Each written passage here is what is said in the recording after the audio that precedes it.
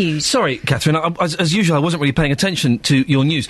Did you say that fella that called the 999 about 20-odd times got an £85... £85. An £85 fine? Mm-hmm. Thank you very much. Well, that's got me angry. I was in a good mood. I had that Friday feeling, and now I'm angry. So this fella calls up 999... about 20-odd times over a few years, he gets an £85 fine.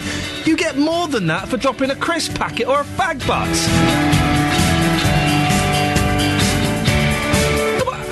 Just send him to prison for 6 months. No, I'm properly angry now. Stuff like that annoys me. Don't mess around. I have had... OK, listen, OK. When I was a boy... When I was 13 years old, I did a prank call to 999. I'm not proud of it. I know I did it. And the woman who answered the phone told me off. She thoroughly told me off, and I went, I'm really sorry. I did. She shamed me. Good for her. I'm really sorry. You won't do it again? No. I put the phone down and go away.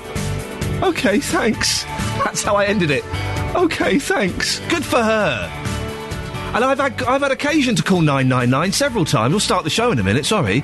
I've had occasion to call 999 several times, but police and ambulance, never the fire brigade. Never the fire brigade. And they've always been excellent. And this idiot does it just for jollies. He does it to get some kicks, and he gets an £85 fine. It's almost worth doing it, isn't it? That works out at about, I don't know, £3.50 a call. It'd be cheaper. It's more expensive to go and phone a dirty line. I'm angry now. A dirty line, that's what they're called. And that I have done, I'll be honest. No. I'm angry, sorry. Don't know why I'm angry. We've got lots of good stuff coming on the show, including this fella that puts up spikes to stop cats going into his garden. I'm angry again now. I've got a feeling it's going to be one of those. How do you stop other people's pets and cats coming into your garden? It happens. Well, a man in Bedford has put spikes on his fence to deter his neighbour's pets. His neighbours, of course, are really upset. An investigation into this programme, by this programme, not into this programme. Oh dear. Shall we start again? Yes, let's. An investigation by this programme has found that more than 300 children in the 3 counties have been diagnosed with serious depression. We'll hear from a Milton Keynes mum about the effect it had on her daughter from the age of 5. I don't know if I'm going to enjoy today's show or not. I'm getting angry with everything. Here it goes on again. Part of Harpenden High Street could be pedestrianised. Shop said it'll be bad for business. They've launched a petition. Jonathan Vernon Smith was furious about this on Twitter. He was calling the council Muppets. I don't know if he's allowed to do that as a BBC employee, but he was doing it. Well, we've sent our Muppet correspondent Justin Dealey out there to find out exactly what's going on. BBC Three Counties Radio. I'm angry today. All of these stories have got me angry today. They really have. I'm furious. What I need is I need something to cheer me up. Anybody got anything I can have to cheer me up? How about this? I'm a really good teacher. Yeah, sexy Polish lady. That's cheered me up. Now I'm feeling better. There we go, and a drunk woman shouting in a studio. That's better. If you want to get in touch, lots of ways to get in touch. 08459 455 555, the phone number. It's the preferred method of choice. At the start of the show, all of the lines are free, so now is an excellent time to give us a call. 08459 455 555. Now, BBC Three Counties has discovered that more than 300 children in Beds, Herts and Bucks, aged between 5 and 10, have been diagnosed with serious depression. And the number is rising. National charity Young Minds, a mental health service for young people, says they've seen an 18% increase in calls to their help centre, with one of the top issues being depression. Well, Francesca is a mother of 2 from Milton Keynes. Her daughter developed depression after being severely bullied at primary school when she was 5 years old. Morning, Francesca. Good morning. Francesca, what happened to your daughter? My daughter was, as you said, severely bullied at school, and it affected her confidence. It affected the way that she looked at life. She became very withdrawn and unhappy at the age of 5, which was very sad to see. Yeah, of course. How did you get it diagnosed as depression? I actually took her to see my GP. My GP did a number of... He sort of tried to do the Glasgow scale on her for What's the Glasgow scale? The Glasgow scale is a list of questions that you answer honestly as you can. And what that does is it diagnoses your level of depression. It's used for adults and it's used for children. He went through the questions with her and he discussed that, and she didn't have severe depression, but she was depressed. And what treatment was offered? Counselling was offered, as well as trying to instigate sort of plans with the school to try and deal with the bullying. In the end, the school didn't exactly deal with it in a way that I was happy with. It took me well over 2 years to try and at least instigate something, and in the end I actually removed her from the school to try and boost her confidence and make her a bit happier, and once I did that actually worked. The doctor didn't give her medication or anything, did No. he? Okay, right. No, I refused the medication. Did he offer it? They do offer it, yes. Well, antidepressants? Not exactly antidepressants, but they do offer sort of vitamins and things to try and boost their immune system, to try and obviously up their happiness rating. Yes. But yeah. What kind of bullying was she suffering? Because kids are little so-and-sos, and it's, bullying is a common thing. So what were they doing that was so unique to your little girl? Initially it was name-calling.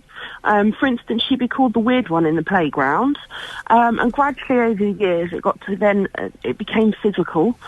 She'd be pushed and shoved in the corridors, thumped and kicked underneath the tables in school, and then her sort of uniform started disappearing, and we noticed that sort of PE shoes and things were being taken. So it sort of gradually grew over time to become a really big issue, and at that point I thought, no, I'm not prepared to have her go through what I went through as a child. So I had to step in and remove her.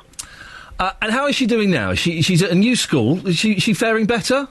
She is, yeah. She's a lovely, bubbly, happy little girl who's very confident. Good. And who is very much enjoying school. That's excellent. Well, I'm glad to hear that. Francesca, the thing that concerns me as a dad, and my boys are 3 and 1, is just labelling children as young as 5 with the term depression.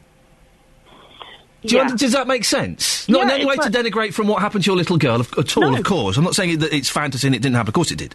But just that term depression on a 5-year-old, that kind of fills me with fear a little bit. I think depression in children is becoming an increasing problem with the economy as well. They're really feeling the impact from parents losing jobs to parents losing houses. They're seeing arguments between parents. They're hearing conversations. Children are not silly. They pick up on everything. Oh, they absorb everything. Oh, yes. Exactly, as you very well know. Yeah. And I think that they are hearing what's going on. They are feeling the tension in the house with mum or dad losing their job. And it does make them feel very sad and upset.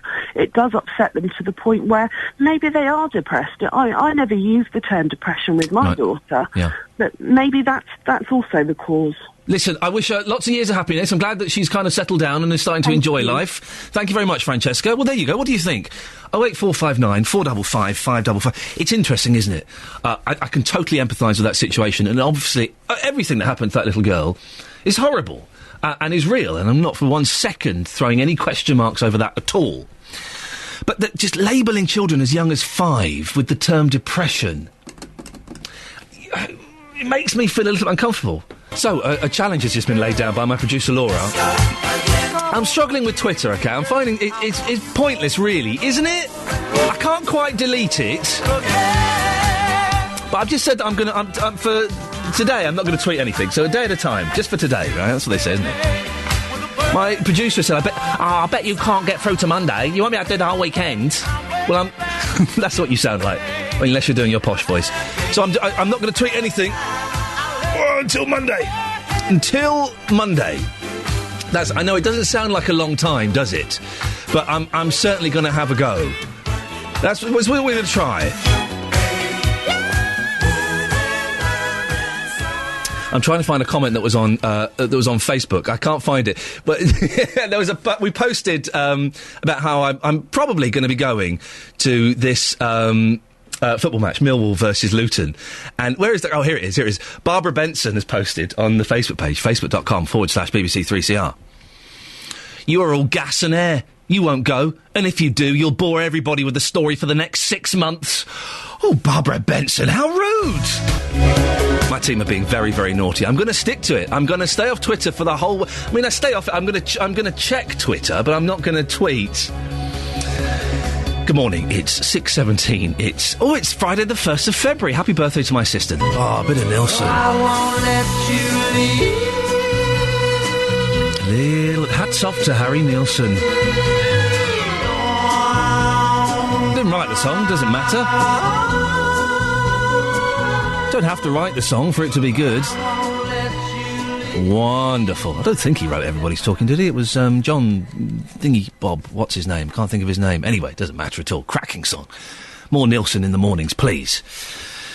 Now, police have stepped up patrols in part of Luton following a shooting in the town on Wednesday. A woman in her mid-30s was injured in the hand during the incident in Russell Street. Our reporter, Iain Duncan, has been speaking to Detective Inspector Ruth Dodsworth from the Bedfordshire, Cambridgeshire and Hertfordshire Major Crime Team. He explains what happened. On Wednesday the 30th of January, at about 2 p.m. at the junction of Russell Street and Wellington Street, shots were fired at a silver BMW. The female passenger in that car received a minor wound to her hand, which was treated at hospital, and she was discharged from hospital the same day. The two people responsible for this incident are described both as two black males. They were both wearing mostly dark clothing. One was wearing sunglasses and one was wearing a hat which has flaps that covers his ears. This incident occurred in a relatively busy street, and I'm appealing for anyone who was in the area or who witnessed the incident, that's at the junction of Russell Street and Wellington Street, who may have seen the two suspects prior to the incident or indeed fleeing the scene. We believe they fled in the direction of Stanley Street on foot. To please contact the incident room on 01707 355 959, or indeed on Crime Stoppers anonymously on 0800 555 111. Do you know at this stage at what point the shooting happened? Because there was some conversation between the two groups. We're keeping an open mind. There was an argument which preceded the shots being fired, and as I say, we are very anxious to speak with anyone who witnessed the incident or has any information about the incident or indeed has seen our suspects. Was this a random attack? We keep an open mind. Initial investigations lead me to believe that this is not a random attack. And in saying it's not random, what does that tell you at this stage? It's an early stage of the investigation, and I am keeping an open mind. Our initial investigations suggest that it is not a random attack. What I will say is that, nevertheless, in order to provide some reassurance to the local community, police are increasing patrols in this area. Is it unusual for this area of Luton? Fortunately, gun crime in Luton is rare. There have been 12 recorded firearms offences since April last year, which is down by almost half on the previous year. However, the police are not complacent. We take any incident of gun crime incredibly seriously, and we're working with our communities to reduce that fear of gun crime. Luton probably has more gun crime than the rest of Bedfordshire. Do you feel, compared to nationally, it's not too high? What I will say is that Bedfordshire police, on average, have 45,000 crimes recorded annually. There were 12 firearms offences recorded in Luton last year, so it is a small percentage. However, any gun crime is one crime too many. And you've touched on the men you want to trace at this stage. Have you a decent description of them, or is that why you're making the appeal? I'm appealing for any witnesses who saw the incident or saw the two suspects, two black males wearing mostly dark clothing, one wearing sunglasses, one wearing a hat with flaps that cover their ears. Please contact police if you saw these two suspects. Do you feel there would have been a lot of people around at the time? It was a relatively busy street at the time, so I'm hoping that there will be witnesses who come forward who can provide some vital information to this inquiry. Iain Duncan reporting next. Should we have a quick look at the front pages before a little snatch of Eddie Cochran? Yes, why not? The Times. MPs to quiz charity chief over huge tax scam. We mentioned this yesterday. The head of Britain's charity regulator will be hauled before MPs next month to explain how wealthy investors were able to use a charity scam to avoid £46 million in tax. High Court opens the way to Sharia divorces. Devout couples could settle under religious laws. And there's David Beckham. He's gone to France to play, but he's donating all his money to charity. Huh? What? What would you do that for? Oh, yeah, he's got loads of it already. The Daily Telegraph. Oh, this is fascinating. Gina Lollobrigida is saying that her marriage is unlawful. It's a fake wedding. She's like a famous actress from the old days, kids. Go and ask your gran. And dangers of toxic hip implants kept secret. A company sold toxic hip implants used in thousands of operations in Britain, knowing for at least 3 years they were potentially dangerous. Oh, dear. Litter bins attract too much rubbish, says council. Britain's richest council is removing litter bins on the unlikely grounds they are attracting too much rubbish. Say what? That don't make no sense. The Independent. Jackpot. Bookies avoid £1 billion tax. Big gambling firms are using tax havens. And Treasury still hasn't closed loophole. The Guardian. David Beckham's on the front page again. Tories tell MPs lift poll ratings or face revolt. Cameron given until summer 2014 to avert backbench confidence vote. And privatising search and rescue will cost lives. The Daily Mail. Donor dads win right to see their children. Sperm donors. If you were a sperm donor, why would you want to see your child? You just want the 15 quid. That's what you get. That's what you get. 15 quid a shot these days, I've been told. Sperm donors were handed the right to see and play a part in the lives of their biological children. Benefit cheat gets a pay rise. It's madness. She beats jail and can now claim double, says the Daily Express. And the Sun has got this David Beckham story, and then there's a picture of Kelly Brook in her pants. Morning, Iain Lee, BBC Three Counties Radio, 08459 455 555.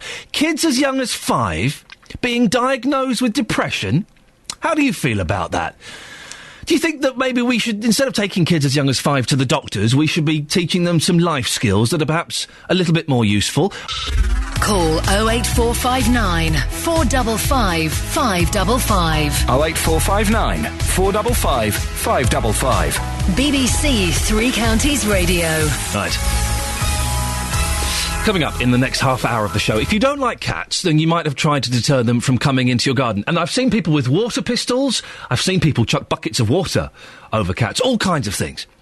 Well, a man in Bedford has put up spikes on his fence.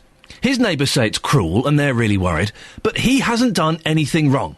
We'll hear from the neighbours next. I'm keen to get your views on this. And also, JVS yesterday was furious. Oh, furious. He can't believe the county council wants to pedestrianise some of the high streets, or part of the high street, in Harpenden. We've sent reporter Justin Dilly there to find out what's going on. He'll be there in about 20 minutes if you want to go and speak to him. He's a tall, good-looking fella, often wears the double denim. I know, it's a fashion no-no, but he can carry it off. 08459 455 555. You bothered about your neighbour's cats? It's just a little bit poo. I mean, seriously, in the great scheme of things, spike seems a little bit harsh, doesn't it? Or maybe you agree with this fella. Put him back in his cupboard under the stairs. I mean, really? I have a begrudging respect for David Bowie and Changes and Dancing in the Street. Wonderful songs. I got trolled and bullied on the internet because I said, David Bowie, not that good, right? And that was before I'd even heard this. Now I've heard it, I'm coming out fighting. That was... Listen, I know some of you may have liked it. That was awful. That was awful. Let me just say, that's never getting played on this show ever again. I know when you're on the radio, so I say, hey, that was a great track there, the new one from David Bowie. It's, you can get that on iTunes. Really great track there. Great to have him back. No, it wasn't. It was awful. I know, you shouldn't knock the music on your own show, and normally we play excellent... The next song, Superstition, Stevie Wonder. Fantastic record. Fantastic record. There is superstitious something in my eyes. I don't know what the words are, something like that.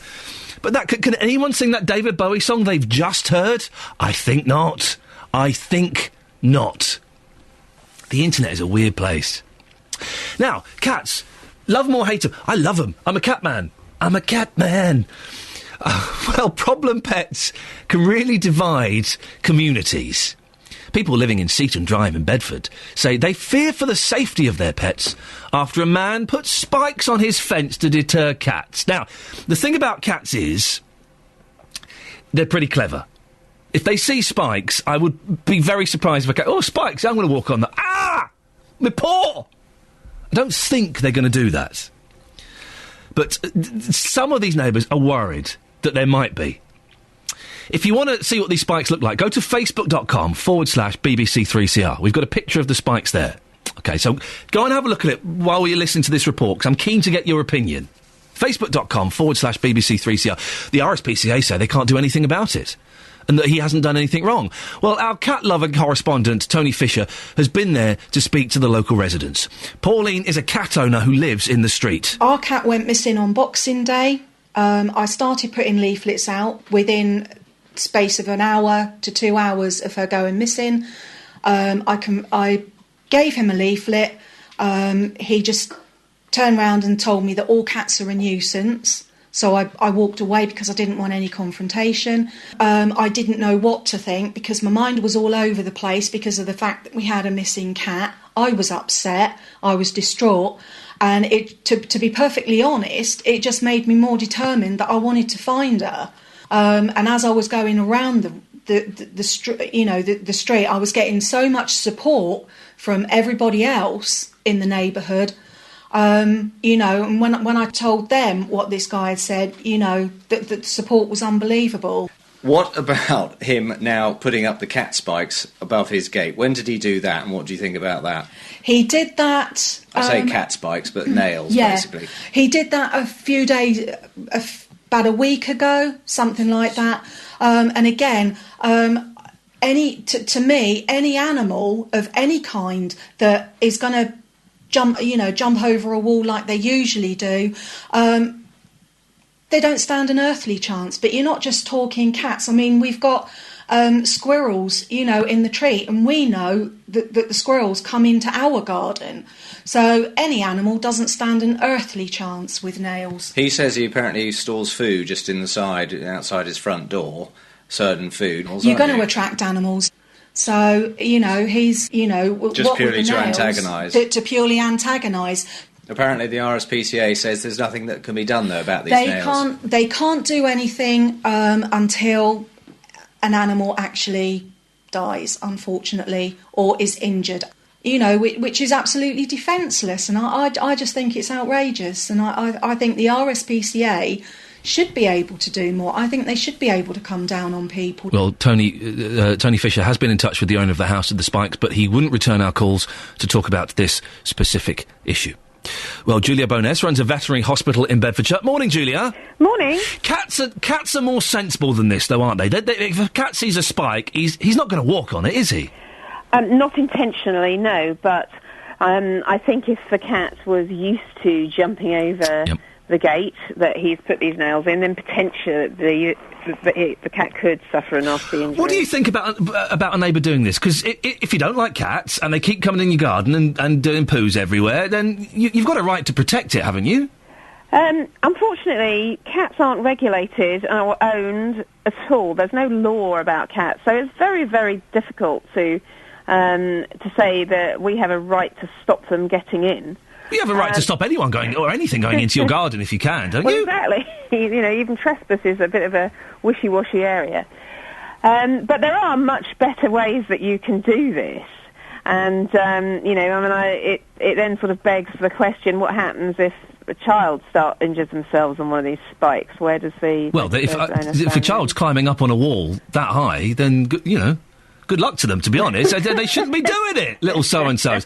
What are the best ways to keep cats out of your gardens? I've heard, now I don't know how you'd get this, that if you put lion wee in your garden, does lion wee get rid of cats? Yes, and there's several plants that are actually sold by many of the garden centres that are designed to help repel cats and rabbits as well from your garden. Oh, I hate rabbits. Rabbits are vicious little thugs, aren't they? Well, they're lovely No, pets, they look lovely, but they bite. Everything can bite. Some humans too. Yeah, that's true. This chap obviously has a bit of a problem in that he will be attracting all sorts of animals. And to be honest with you, now you've told us this story, I can't help thinking that the cats are doing him a favour because the rats will come for the food first. Ah. So, have you ever seen an injured pet where a neighbour's kind of gone a bit defensive over their property? I can't say that we often get to the bottom of the story. We see a lot of injuries that are very suspicious, and a couple of weeks ago we had a cat in at the hospital that had obviously been shot at point-blank range through its back. Oh, no. Someone had always stood over this cat, and pointed the air gun right down at the cat between its feet. And very sadly we had to put that cat to sleep because it had broken its back. Oh, that's horrific. And, that's... I like to think when we see some of these injuries, oh, well, maybe there's an explanation how the cat could have injured itself. Yeah. But to me, I can't find any other explanation looking at, when we x-rayed the cat, looking at where the pellet was. Well, that's made me sad, that has. If someone did that to my cat, I'd go bonkers. Yes, absolutely. And, Julia, you'd agree, you're a sensible lady. Cats are better than dogs, aren't they? Oh, no, I can't agree with that, as I'm sitting here surrounded by my 3 dogs. Oh, Julia. You sounded so sensible at the start of this conversation, and it turns out you're one of those dog freaks. They have different virtues, and they're all great companions. See, dogs would walk on spikes. If there were some spikes, they'd go, oh, I'm going to go and sniff that. Oh, I've hurt my nose. I'm going to try walking on it. A cat wouldn't go anywhere near it, Julia. I hope not for their sake in this close, but that's absolutely right. Listen, I appreciate you coming on. That's Julia Burness. She runs a veterinary hospital in Bedfordshire. What do you think? Bit harsh of this guy to put spikes up on his fence? Bit naughty? Or are you kind of going, well, yeah, to be honest, we get cats coming in, eating our plants, eating my bird food, doing a whoopsie in the garden. Doing a whoopsie, sorry. I made myself chuckle at that Frank Spencer reference. 08459 455 555. Listen, this is BBC Three Counties. This is the first for news. This is what we do here, guys. We do the big stories. You won't get this on the One Show. For quite a good reason. But I'm interested to know what you think. 08459 455 555. Do you have a problem with animals getting into your garden? And also, where do you get lion wee from? Now listen, regular listeners to this show will know I have no grandparents. They've all passed away. I'm a grandchild orphan. But to make up for things, a couple of months ago, I was talking to a wonderful lady on the show called Eileen, and I just thought we clicked, and I asked her to be my adoptive grandmother. She said yes. And she's on the line now. Good morning, Nanny Eileen. Good morning, my grandson. How are you? Oh, that's so nice to hear. Isn't that lovely? I'm wonderful. All the better for speaking to you, Nanny Eileen. We spoke last week. Have you had a good week? I've had a very good week, thank you. Very interesting. What you been up to? Been to any festivals? No, but I did go to the Holocaust Memorial Service in the Town Hall on Sunday, which was very interesting to see such a mixed community all happily together and sitting talking together. It was a very moving experience. I bet that was a very powerful experience, wasn't it? Yes, it was.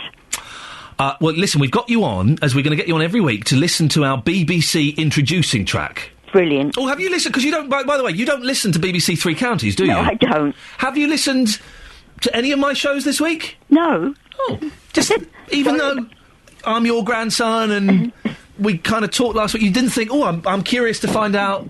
No? No, because I haven't got a radio. I listen to the radio on the television, if you see what I mean. Right. Supposing, if I bought you a radio, would you listen to me? No. Not at the time that you're on. Because I don't listen to music and speech programmes, if you know what I mean. No. Well, we're only music in the first hour. That's from 7 till 9. No music. No. No, you still don't want me to buy your radio? No, thank you. It's very kind of you. Okay. Well, listen, the BBC Introducing, it's a show we have on Saturday nights. We get local bands and acts and singers and songwriters. Yeah. And they send in their music and we play it. Today, it's by a young gentleman called Binaric. Yes. Have you heard of Binaric? No, I haven't. Okay, he's from Leighton Buzzard. Brilliant. And his song is called I'll Be. Yes. And he did it in his bedroom. Brilliant. Isn't that good? So we'll have a little listen, and then afterwards you can tell me what you thought of it. Okay. Okay, so this is Binaric from Leighton Buzzard and his song, I'll Be. That cough was me, that wasn't part of the song. Okay, thank you. That's Binaric from Leighton Buzzard, his track, I'll Be. Nanny Eileen was listening to that. Nanny Eileen, what did you make of Binaric? I couldn't hear clearly what he was saying. It was the music and the rhythm was overpowering his words, but from it I felt a lot of emotion. What emotion did you feel, Nanny Eileen? I felt nausea. No. Oh No. Very thoughtful, very deep, very meaningful. But I would like to have heard the words more clearly. Well, at one point, some of the lyrics I picked out were, don't listen to negative criticism. Yes. I think he's probably going to get a lot of that. Yes. Because it's such a unique sound, and often when you make unique noises, people don't always get it straight away. No, but it was, the rhythm of it was beautiful. but I would like to have been able to hear the words more clearly. But I think also coming through the telephone, yes, you don't get the full amount of the sound. You only hear part of the Do you remember dial-a-disc, Nanny Eileen? In the 70s, you could dial a number, it was BT, and they would play a record to you down the phone. No. Do you not remember that? I do remember it. Oh. It isn't a service I ever took part in. Yes. Mm. Well, Nanny Eileen, listen, so marks out of 10 for Binaric. And be honest. Well, I would never want to discourage anyone. 3? Oh, no, more than that. 4. At least 5. 5. Nanny Eileen, it's a pleasure to talk to you. We will speak to you next Friday. You're a cracking sport, and I'm so glad to call you my adoptive grandmother. Very proud. Thank you very much. And excellent stuff, Binaric. Well done for sending that in. Good work. Now, have you been to Harpenden recently? Well, part of the high street may be pedestrianised if council plans go ahead. A stretch of the slip road near the Station Road junction will be closed off to cars. A petition has been launched by local businesses against the plans. They say the lack of parking could put off shoppers. Well, our car correspondent, Justin Dealey, is in Harpenden this morning. Justin, what's happening? Ian, that is me. Don't you just love Harpenden High Street? I do love it. An unusual high street and one of the most successful high streets, not just in Beds, Herts and Bucks, but the whole of the UK. So some people here very unhappy about this because the area we're talking about is a small section of the service road stretch between Station Road and Vaughan Road. And some people may say, well, what's the problem? If you're going to be closing that off to make people safe, to give pedestrians more access themselves, what's the problem? But some would say, if it ain't broke, don't fix it. If you look along the high street, it's very, very successful, and those businesses, a lot of their customers, they park outside. If this goes ahead, that won't be happening. Lots of local people angry already. Here's the views of Simon, who I spoke to a moment ago. Well, Simon, let's be brutally honest about this. You think this idea is absolute madness. Tell us why. There's no need for it. The small road they're talking about pedestrianising has a few vehicles coming in, mainly disabled or deliveries, but if you stop the vehicles coming down there, then it's going to cause trouble up Station Road. Is this going to kill the high street here? I don't know if it will kill the high street, but it's not going to help. If it ain't broke, don't fix it. Quite right. And other people that you have been talking to, again, all agree with you, that they just can't see the point here. It's a lot of money. In today's society, when the county councils and the borough councils are cutting back because of taxes, etc., why spend £35,000 on something which doesn't need doing? So the brief views there of Simon. More views to come after 7:30, Ian. You're also going to be talking to a local business as well. They are very, very concerned because for years everything has been perfect for them. They are worried they could lose money, so they'll be telling you more after 7:30. Yeah, it'll be interesting. If people are concerned, it's going to... how much is it costing, Justin? £35,000? £35,000, yes. Oh, OK, interesting. I mean, it is a trial, but £35,000 is still, as Simon says, £35,000. Well, it is, isn't it? It's not as if, yeah, it is. You can't deny that. £35,000 is most definitely £35,000. But that money could be spent elsewhere, and there hasn't been any major problems, according to Simon and others that I've spoken to suggest why this would happen. Hertfordshire County Council, what they're saying is there have been problems there at that junction with Station Road, and they're going to try and make things safer. But what impact will that have on local business? Only time will tell. Justin Dealey, I'm going to throw this at you because I know you can handle things thrown at you, like almost like we were having a conversation or something. Yeah.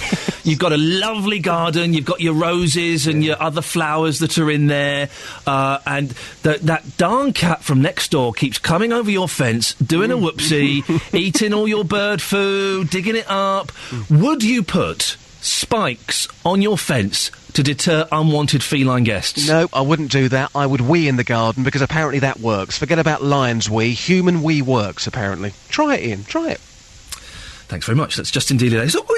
Sometimes I wish I didn't ask him questions because that really has put a rather unpleasant image in my mind. Does human wee work? How have you stopped cats getting into your garden? Human wee? Does that work? You can't go down the end of your garden and do it there, can you? Really? It does strike me as odd that you could be that bothered by... Also, cat whoopsies, they're not that big. It's not like a horse or something, you know. If a horse was doing it, I'd kind of understand. But they're tiny, delicate little things. There's not really any bother at all. 08459 455 555. Coming up in the next hour, more about kids as young as 5 being treated for depression. Is that taking things a little bit too far?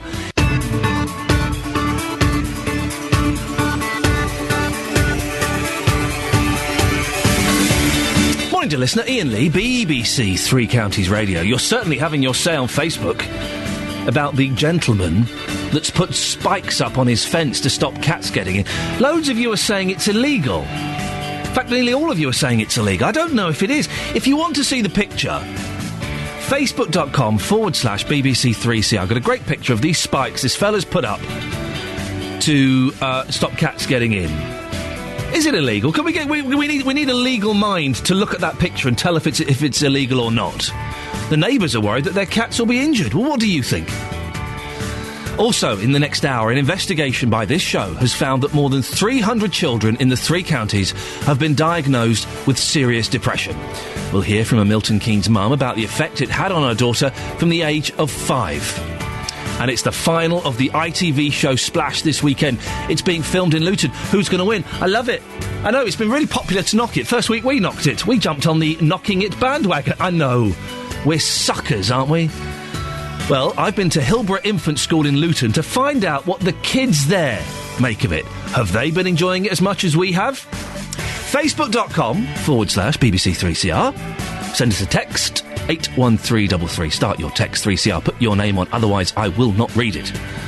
Or give us a call, 08459 455 555.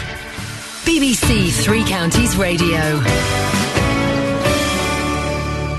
BBC Three Counties Radio has discovered that over 300 children in Beds, Herts and Bucks, aged between 5 and 10, have been diagnosed with serious depression. And apparently that number is rising.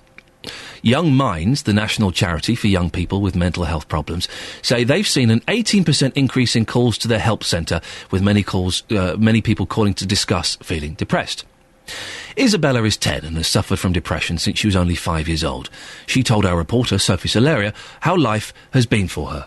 It felt like a person inside me just couldn't come out, and then I felt invisible.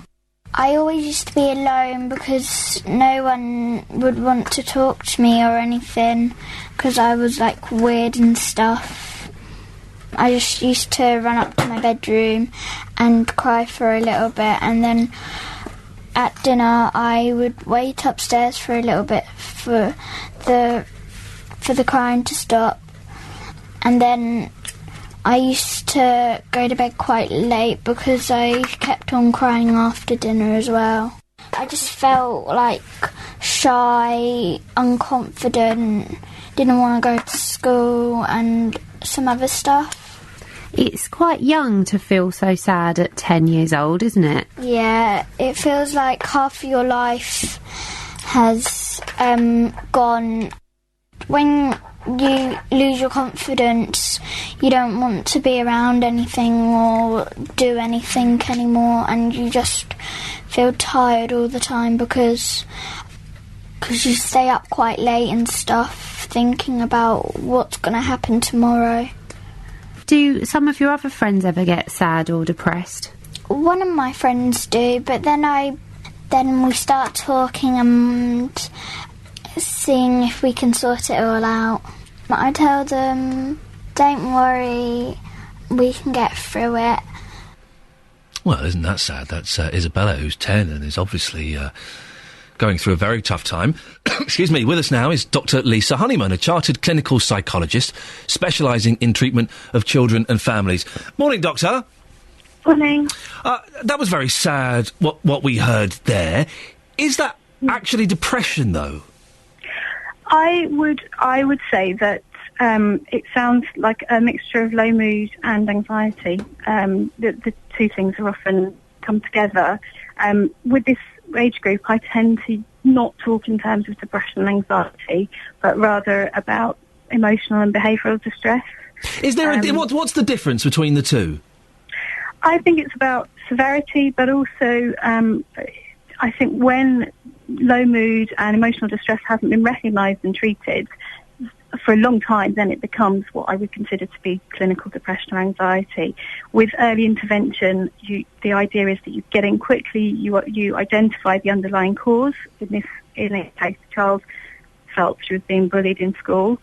You put in appropriate support, and the depression or the anxiety is alleviated. Do you think that that some doctors or experts, in inverted commas, are a little bit free and easy with the term depression, particularly when it comes to people under 10?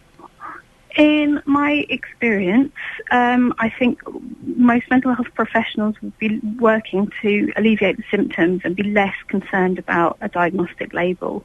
So I think what's happened is that people, because of greater public awareness, people recognise that children may be presenting with anxiety and depression.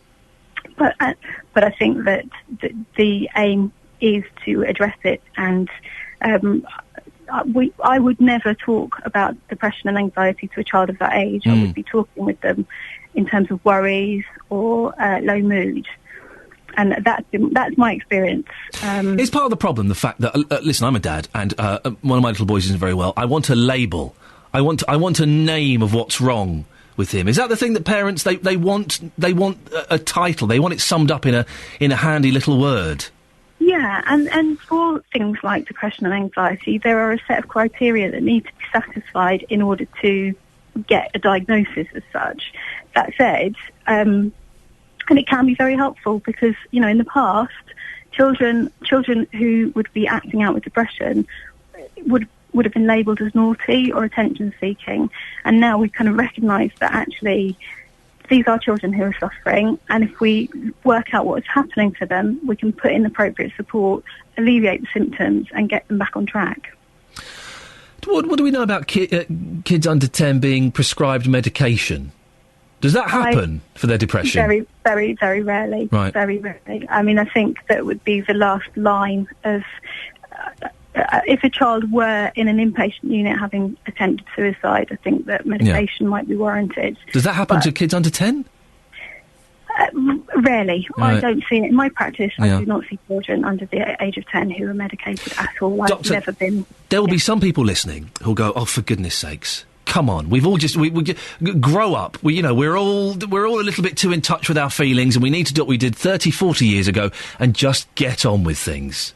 Yeah, and it's worth noting that all children will experience brief periods of low mood and anxiety. That is absolutely a normal part of development, to feel sad about things that have happened, to feel anxious about things that have happened. But actually, when it's starting to get in the way of normal life, or it's around for a long time, then it's useful to have an assessment and some treatment. Okay, For kids with depression, yeah, it's so closely linked to their social environment and things that are going on at home or in school that we would always, as a clinical psychologist, I would not be looking to treat depression in its own right. I would be looking to work out what is happening at home and school and change the social environment for the better of the child. What should parents be looking out for? Early indicators that perhaps their child is starting to feel anxious or low? Well, for a start, children with depression are much more likely to act out. So you will get children who are physically, verbally aggressive. They may seem distractible, hyperactive. Some children may... That's just kids, though, isn't it? Kids are just hyperactive a lot of the time, aren't they? We're talking above and beyond. Right. So you're talking about children who they're not sleeping. Right. They're not eating. Possibly some children will actually eat too much and sleep too much. Some children will withdraw from contact and just look unhappy. Physical complaints of stomach aches, headaches, tiredness, they're common with both depression and anxiety.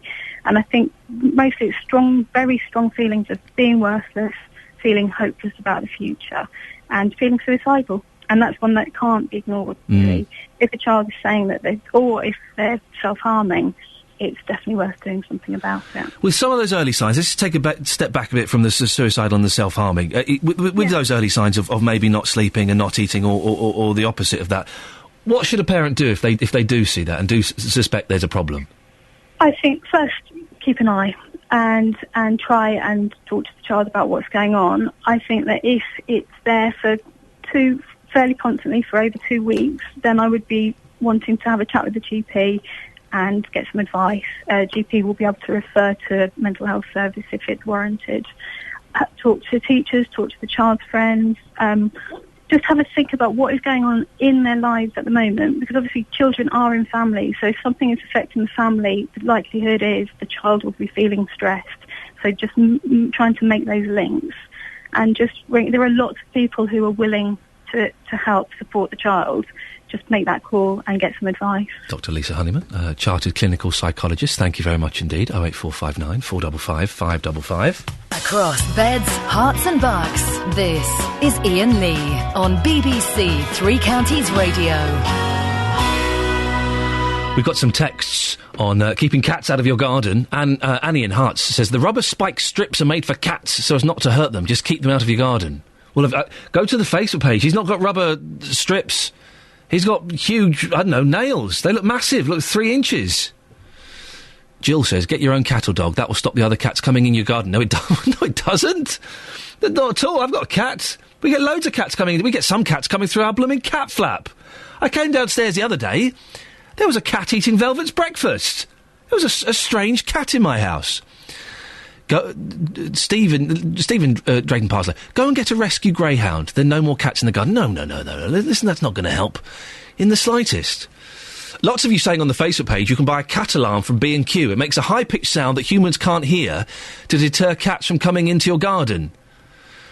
Michael and Gary both saying that what this guy's done is illegal.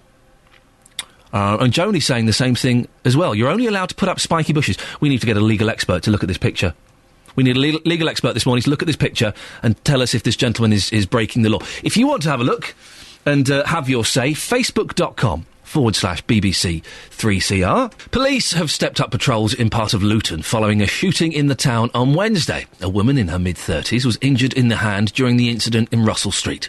Our reporter, Ewan Duncan, has been speaking to Detective Inspector Ruth Dodsworth from the Bedfordshire, Cambridgeshire and Hertfordshire Major Crime Team. She explains what happened. On Wednesday the 30th of January, at about 2 p.m. at the junction of Russell Street and Wellington Street, shots were fired at a silver BMW. The female passenger in that car received a minor wound to her hand, which was treated at hospital, and she was discharged from hospital the same day.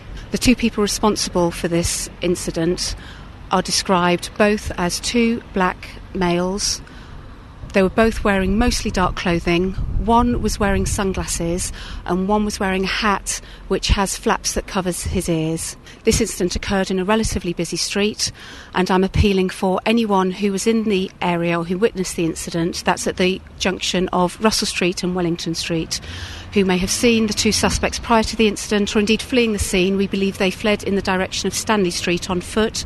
To please contact the incident room on 01707 355 959, or indeed on Crime Stoppers anonymously on 0800 555 111. Do you know at this stage at what point the shooting happened? Because there was some conversation between the 2 groups. We're keeping an open mind. There was an argument which preceded the shots being fired, and as I say, we are very anxious to speak with anyone who witnessed the incident or has any information about the incident or indeed has seen our suspects. Was this a random attack? We keep an open mind. Initial investigations lead me to believe that this is not a random attack. And in saying it's not random, what does that tell you at this stage? It's an early stage of the investigation, and I am keeping an open mind. Our initial investigations suggest that it is not a random attack. What I will say is that, nevertheless, in order to provide some reassurance to the local community, police are increasing patrols in this area. Is it unusual for this area of Luton? Fortunately, gun crime in Luton is rare. There have been 12 recorded firearms offences since April last year, which is down by almost half on the previous year. However, the police are not complacent. We take any incident of gun crime incredibly seriously, and we're working with our communities to reduce that fear of gun crime. Luton probably has more gun crime than the rest of Bedfordshire. Do you feel, compared to nationally, it's not too high?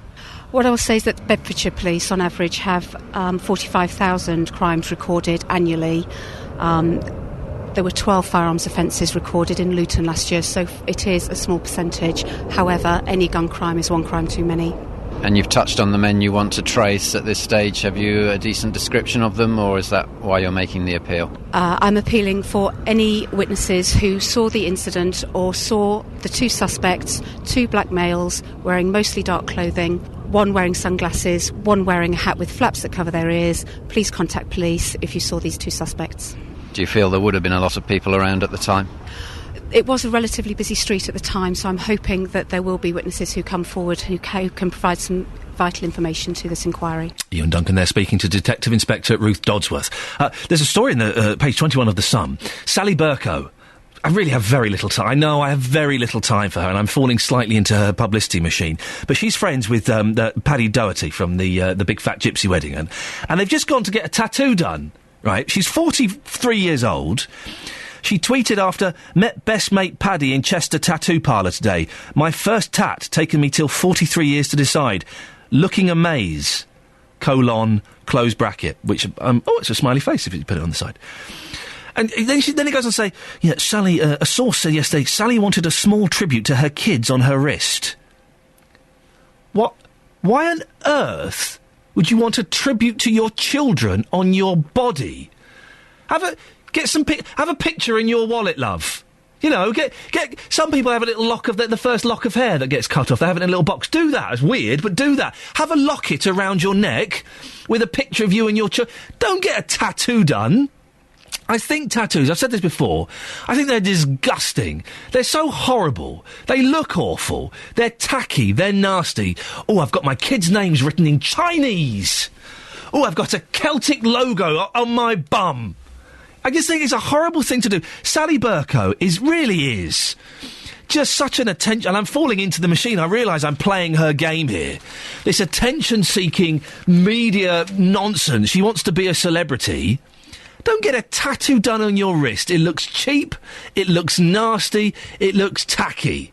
Spend the money that you spent on that tattoo buying something nice for your kids.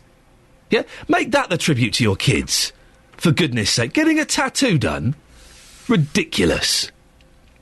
By the way, I believe we have tracked down a legal bod who's going to advise us whether this chap with the cat spikes, is breaking the law or not. So stay listening. BBC Three Counties Radio. Across beds, hearts and bucks, this is BBC Three Counties Radio. Now, we can get more news, more on the news that the IPCC, the organisation that investigates complaints against police, is failing to get to the truth of allegations because it's woefully under-equipped. The chairman of the Home Affairs Select Committee, Keith Vaz, says many people don't trust the IPCC is truly independent. When people make complaints about negligence, misconduct or corruption, they need to know that the complaints are being dealt with properly and adequately. They need to have faith in the system. At the moment, there is no faith in the system that we have that governs the work of the IPCC. And frankly, there are too many police officers working for the IPCC. Well, our reporter Gavin Lee is with us. Morning, Gavin. Morning, Ian. What exactly does the IPCC do?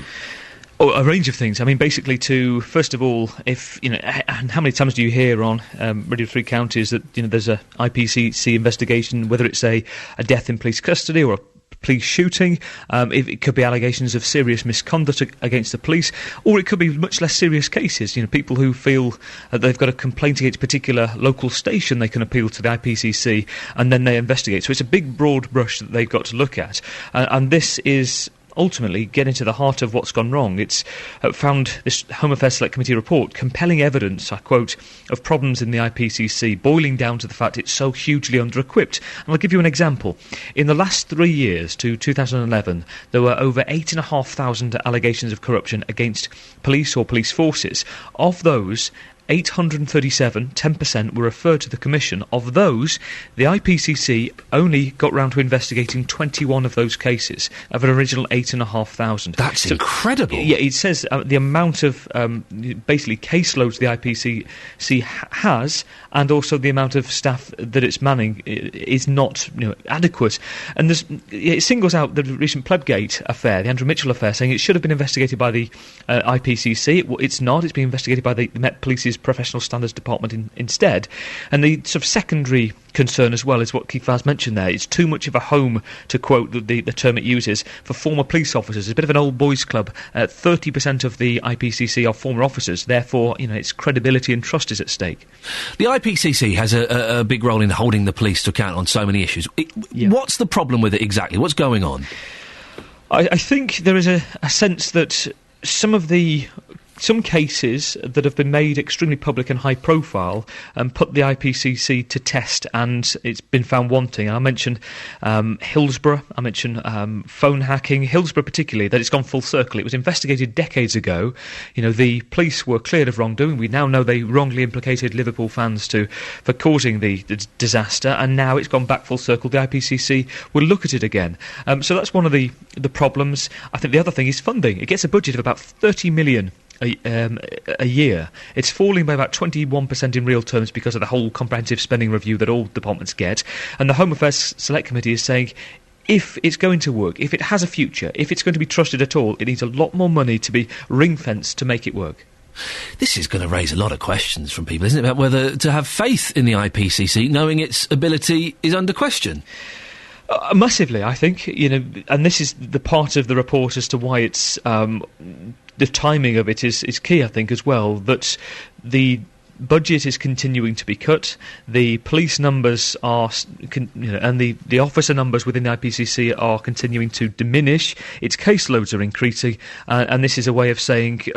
one way of doing it is to decrease the amount of police. Another point is, and I find this a little bit unrealistic in the report, is that it suggests there should be a team on standby to look at every case coming in, particularly cases, serious cases, where there are police shootings or deaths in custody. However, there are, when you've got budgetary problems like this, you're going to be talking about a massive increase and an effect on other areas. But we shall see. Wait for the government response on this today. Gavin, excellent stuff as always. Thank you very much. Call 08459 455 555. 08459 455 555. BBC Three Counties Radio. Here's the thing. I spotted this yesterday, and it's the Express have followed it up. There's a fella found a big lump of yellow and black stuff on the beach, right? And he thought it was like some strange mineral. He took it home, had it analysed. It's a thing called ambergris, right? Ambergris. And this lump is about the size of... It looks like it's the size of a turtle, shall we say. It's worth £100,000. And what it is, it's ambergris, and it gets used and it gets put into perfume, and it's really rare. Right? It's whale vomit.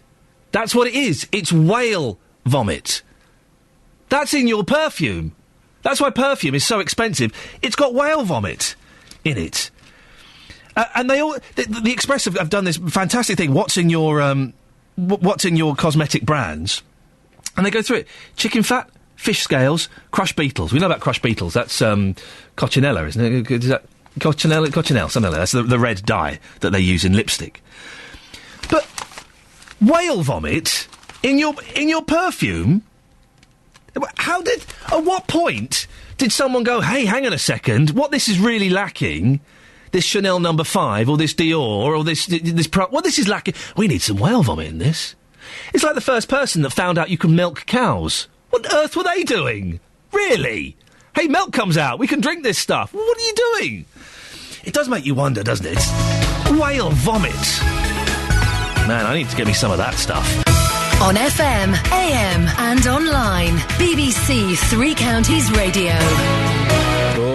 We've got a lot coming up in the next 30 minutes. Coming up, if you don't like cats, then you may have tried to deter them from coming into your garden.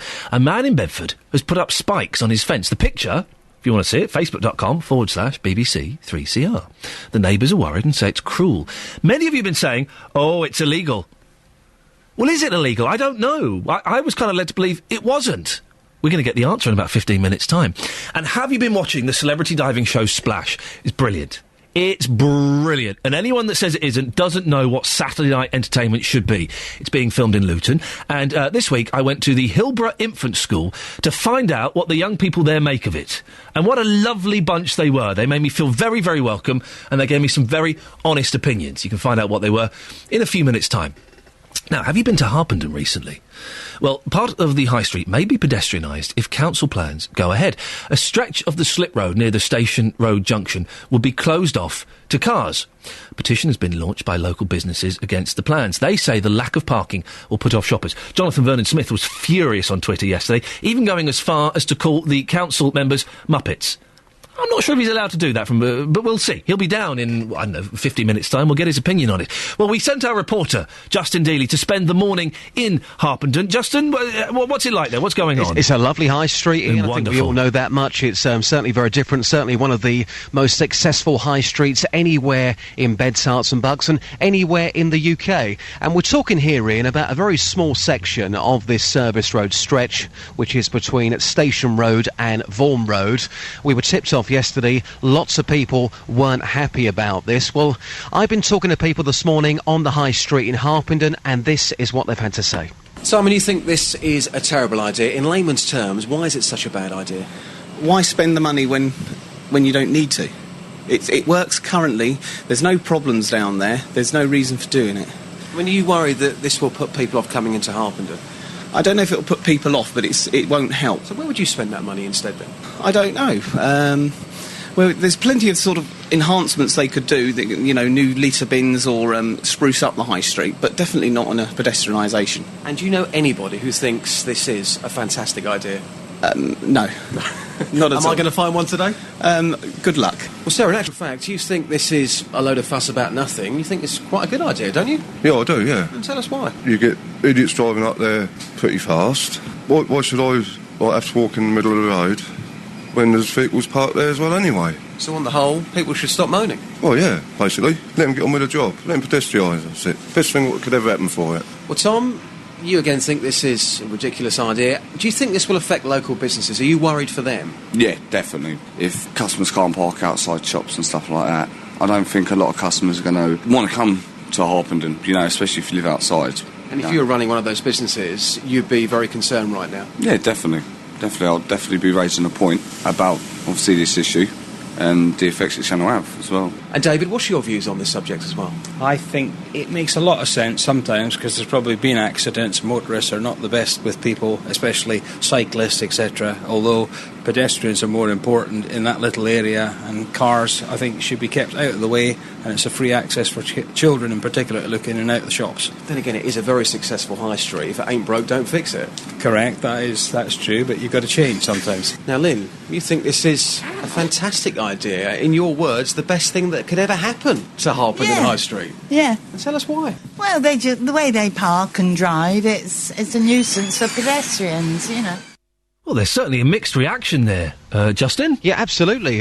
But both sides, you can see it from the business's point of view. They're saying, look, we have deliveries, people are parking outside, we have customers that are parking outside. Times are very, very tough. What we don't want to do is put off our customers. But also, on the flip side to that coin, people saying there, well, some people that drive through that stretch, they drive like lunatics, and this would certainly make Harpenden a safer place. So, certainly we've heard both sides this morning, Ian. They say people driving like lunatics. Did they see you driving? Is that the reference? No, they didn't see me driving. As you know, I'm a wonderful driver, unlike you. I got to spend some time in a car with you a couple of days ago. Yes. You kept saying, it's only 2 minutes away, it's only 2 minutes away. 15 minutes later, we pulled up. Well, as you know, the BBC has had a problem with their sat-navs in the past, but we got there in the end, didn't we? Give you a problem with your sat-nav. Justin Dealey, thank you very much indeed. Well, Glenn Moxley joins us now. He's the owner of the tobacconist and sweet shop Thorns in Harpenden. His shop is right by the proposed area of pedestrianisation. Morning, Glenn. Good morning. How will this affect your business? Well, greatly, I think. I mean, it's as you say, it's a tobacconist and sweet shop, so people just want to pop into shops like ours, and the florist and threads, they're having, the half an hour stay time outside the shop is fine, so why change it to pedestrianise it? I've never, for 12 years I've been there, there's no idiots that drive up and down there. Well, we had lots of people in that... I don't know where they get that idea from. Well, Glenn, we had lots of people there speaking to Justin saying they've seen loads of people driving terribly. No, well, it's a kind of, it's a cobbled road, so it's not really, it's not even tarmac, so it's not, there's no reason to, and plus there's a police station around the corner, so... Oh, don't stop anyone these days. There's been no road accidents. What have you and the other shopkeepers done to fight this? Sorry? What have you and the other shopkeepers done to fight this? We've just raised awareness. Everyone coming in the shop, we've just got a petition signed. How many signatures have you got on the petition, Glenn? Myself, I've done around 100, I think. Yeah, it doesn't sound like 100 doesn't sound a lot, Glenn. It doesn't. No, it doesn't sound like people are necessarily that bothered.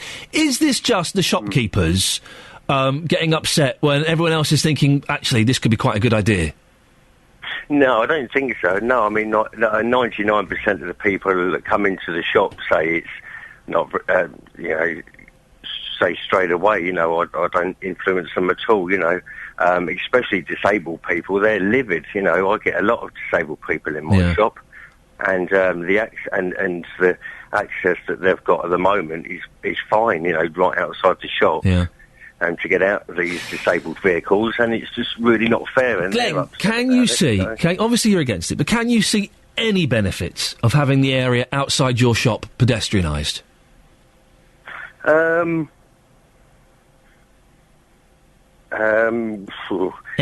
not for me, no, but for big companies like Costa Coffee, that would be lovely, wouldn't it? For them to put their tables and chairs outside. Do you think this is being done to benefit the bigger companies and ignore the sort of smaller independents? I think really, yeah, and Slug and Lettuce could extend their tables and chairs, so it wouldn't be pedestrianised. It would just be Costa Coffee getting their way, I reckon, if you ask me. Glenn, thank you very much indeed. Glenn Moxley owns Thorns in Harpenden, and he's not particularly happy about it. If you know the area well, or you use it, what do you think? 08459 455 555. This is Iain Lee on BBC Three Counties Radio. I've done stand-up comedy. I don't really do it anymore because I wasn't very good at it. But when you do it, and whenever you tell people, oh, yeah, I'm a stand-up... Oh, right, yeah, I've got a mate who's really funny. Yeah, Mum. Steve, you should meet Steve. Steve is so funny. No, honestly, Steve should do stand-up. And then when Steve does stand-up, it's awful. Because it's really, really hard. But some people can do it. And some people are brilliant the first few times they do it. Would you ever have a go? Well, if you've ever considered it, now is your chance. For Comic Relief, the BBC is giving listeners the opportunity to have a go at doing some stand-up comedy. Each of the 12 BBC regions will be holding a special Stand Up If You Dare night of comedy, where some of those who volunteer will get the chance to perform in front of a packed house. Let me tell you, when it goes badly, it's the worst thing that can ever happen. When it goes well, oh, it's wonderful. Well, here to tell us more is BBC's Sean Peel. Morning, Sean. Yeah, morning to you. Tell us more about this. Well, as you've just said, it can be the most frightening experience in the world. If you say to some people, would you rather jump out of a plane with a parachute, obviously, or do stand-up comedy? Sean? Yeah. Oh, you're there. We lost you for a second. Oh, we got you. Still here. No, we're good. We've got you there. So if you give people the option of jumping out of a plane or doing stand-up... They would take the plane option. Yeah. With the parachute, obviously. Most people would see stand-up comedy as being really frightening, which is why it's a real challenge. And Comic Relief is launching a search to find new stand-up talent. Stand up if you dare. If you know Steve, if you are Steve, if you know the bloke in the office that's really, really funny and you've always thought he should give stand-up a go, she should give stand-up a go, now is the time to do it. Because we're going to help you. You will not be alone. You're going to get advice, pros on dealing with hecklers, on dealing with nerves, on honing your act, on microphone technique, all of that kind of thing. You'll go to a boot camp and you may get the opportunity to perform live in front of about 300 people. How frightening is that? Stand up if you dare. 300 people, that's a good crowd. I could never draw that, even in my heyday. So there's going to be someone teaching you and kind of showing you a few of the basic techniques so you don't come across as a complete plum. Absolutely. But we are looking for beginners here because it's a challenge. Yep. So, if, like Iain Lee, you've been on the circuit a little bit, you've done it a bit before. Big star. We're not looking for those kind of people, and we're not looking for people that did it years and years ago and are looking for that last hurrah. We're looking for complete beginners. If you've maybe done it once or twice, that's okay. But it's a challenge. We want you to scare the pants off yourself, basically, and raise money in the process, because you're going to dare yourself to do this and then get your mates to sponsor you. And we're also going to raise money on the night by selling tickets and that kind of thing. So it's a fundraiser for Comic Relief. Stand up if you dare. If you always thought you were funny, well, now is the time to find out. Sean, if people want to get in touch and take part in this suicide mission, how do they get in touch? How do they contact us? Website, bbc.co.uk /Red Nose Day. bbc.co.uk /Red Nose Day. And on that page, there'll be a thing that says "Stand up if you dare." Now, if your fingers aren't a bit too nervous, click on that, and it'll give you all the terms and conditions and how to apply, and then we'll be in touch. Sean, excellent stuff. Thank you very much indeed. Sean Peel there. The biggest thing, most high-profile thing I ever did for Comic Relief was, I think, 2 or 3 years ago. And I did that or maybe it was for Sports Relief, actually. They're kind of similar. I did that dancing thing. You know that dancing show where you go on and dance? And I was Will Smith getting jiggy with it. It was one of the most embarrassing things I've ever... I tell you what was so embarrassing. The first dress rehearsal on the stage, right, the stage is about 4 foot high. I fell off the stage. No, I did. And I've got 2 chipped teeth as a result of it. And I was a bit concussed. I just suddenly remember lying upside down with a light on me going, I don't remember this being part of the routine. It's on YouTube. If you type in Iain Lee, Let's Dance, it's me being Will Smith. They wouldn't let me black up. And dancing, getting jiggy with it. It was... I almost pull it off. But I don't quite. I was half a beat behind from the very beginning, and I couldn't catch up. Very, very embarrassing. A lot of fun, but very embarrassing. But, if you want to do a bit of stand-up for Comic Relief, then you should have a go. Figures obtained by the BBC suggest the number of hours ambulances are queuing to hand over patients at Milton Keynes General have tripled in the last year. I've got to sneeze.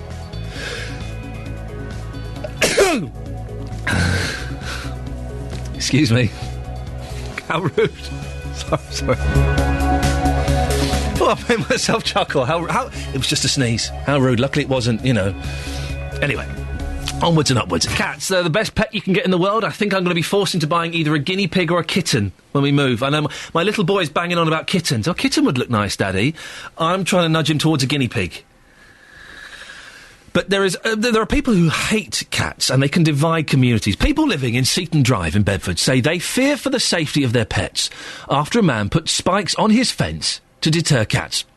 None of them have been injured, and the RSPCA say they can't do anything about it. And apparently he hasn't done anything wrong. Well, our reporter, Tony Fisher, has been speaking to local residents. Pauline is a cat owner who lives in the street. He did that a few days, about a week ago, something like that.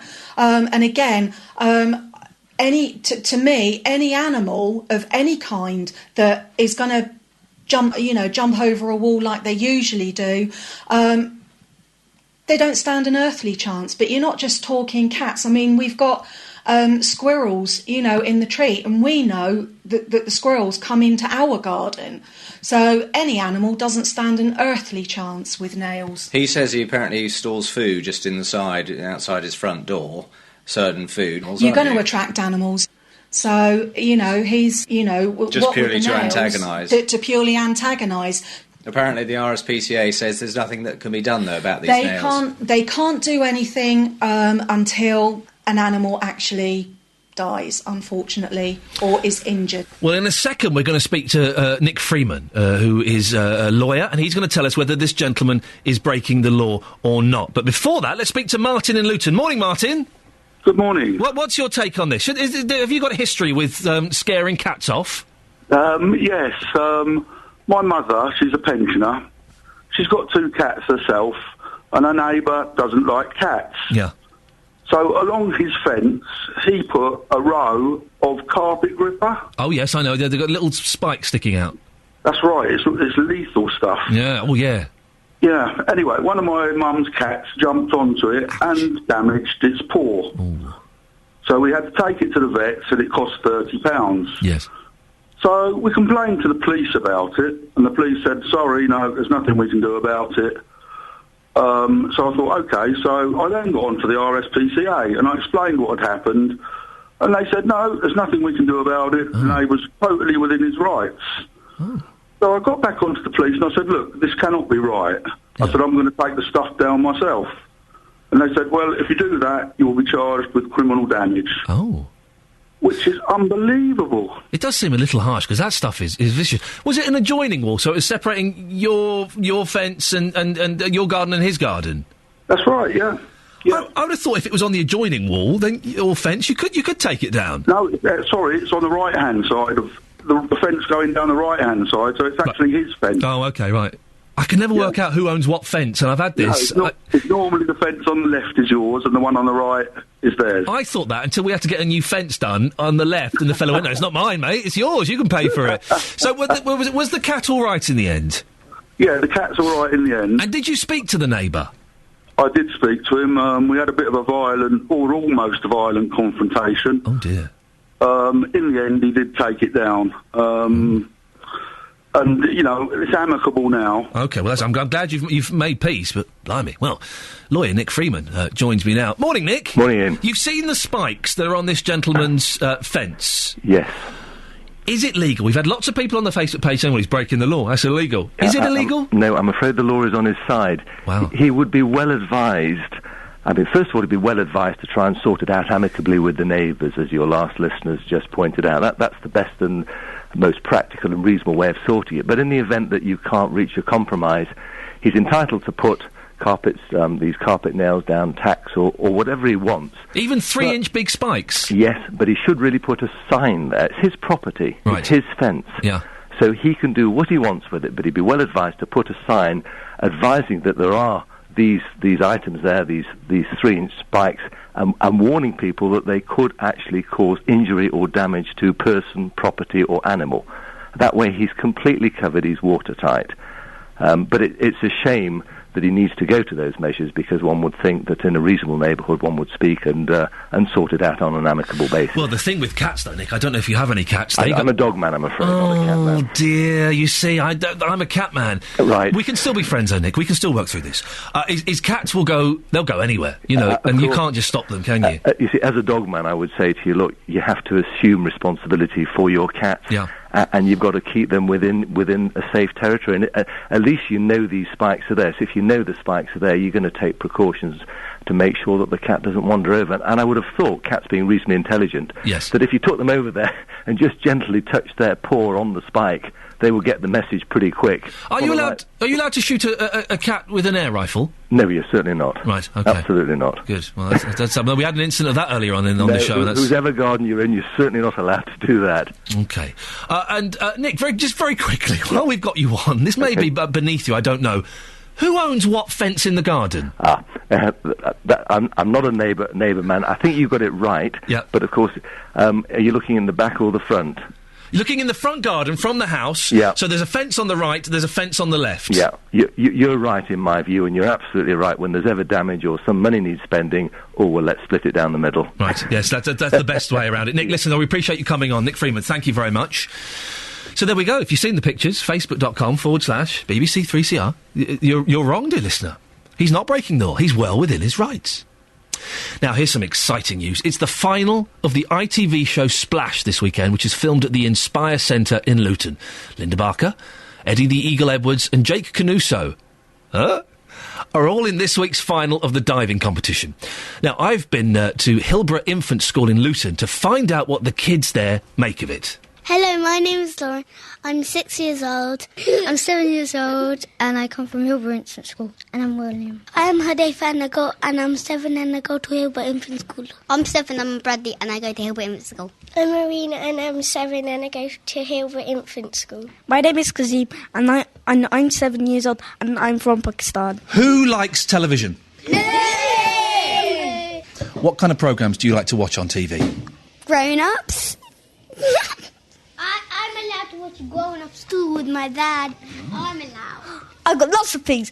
Football, football, really cool things, not boring things. Okay. Johnny English Reborn. It's funny at the end. It's only funny at the end? Wait, I know one. Johnny Scissorhands. Do any of you watch a programme called Splash? No. I thought you said Splat a lot. No, I said Splash. I want Splash. Do you like Splash? No. Why not? Because it's just boring, because people just dive, that's all you watch, is people diving and falling in the water. But you're watching really famous celebrities learning a new skill and doing amazing dives. I'm a celebrity, get me out of here. But the celebrity, I don't know the celebrity, so what's the point? You don't know who Eddie the Eagle Edwards is? I know, but it's boring. Who is Eddie the Eagle Edwards? He is my boringest man ever. Ah, They didn't like it. Ella was in there as well. Ella's name didn't get mentioned. And also, they went on to say they didn't know who Vernon Kay was. They thought he was... They kept saying, Vernon Cake? Is he a cake? I said, no, he's Vernon Kay, for goodness sakes. What are you talking about?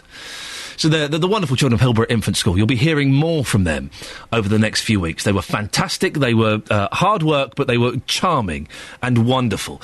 08459 455 555 is the telephone number if you want to give us a call. I'm interested to see what you think about this cat story. I know, it's the thing that's got you all talking on Facebook. We can do all these worthy stories about depression in children and the IPCC and all of that stuff. But the thing that always gets you lot fired up is stories about cats and spikes on their fence. What have you done to stop animals coming into your garden? Have you gone as far as putting spikes on there? Would you... Justin Dealey was telling me earlier on, if you do a wee in the corner of your garden, that keeps them away. Has anyone... OK, well, let's put this out there. Has anyone actually done that? Really? Have you had a go? Does it work? I don't know if I could be so bold as to do that. 08459 455 555. You can go to facebook.com as well, facebook.com/BBC 3CR. You can send me a text. If you send a text, do put your name on it, please. I'm only going to read them out if they are named. 81333, starting your text 3CR.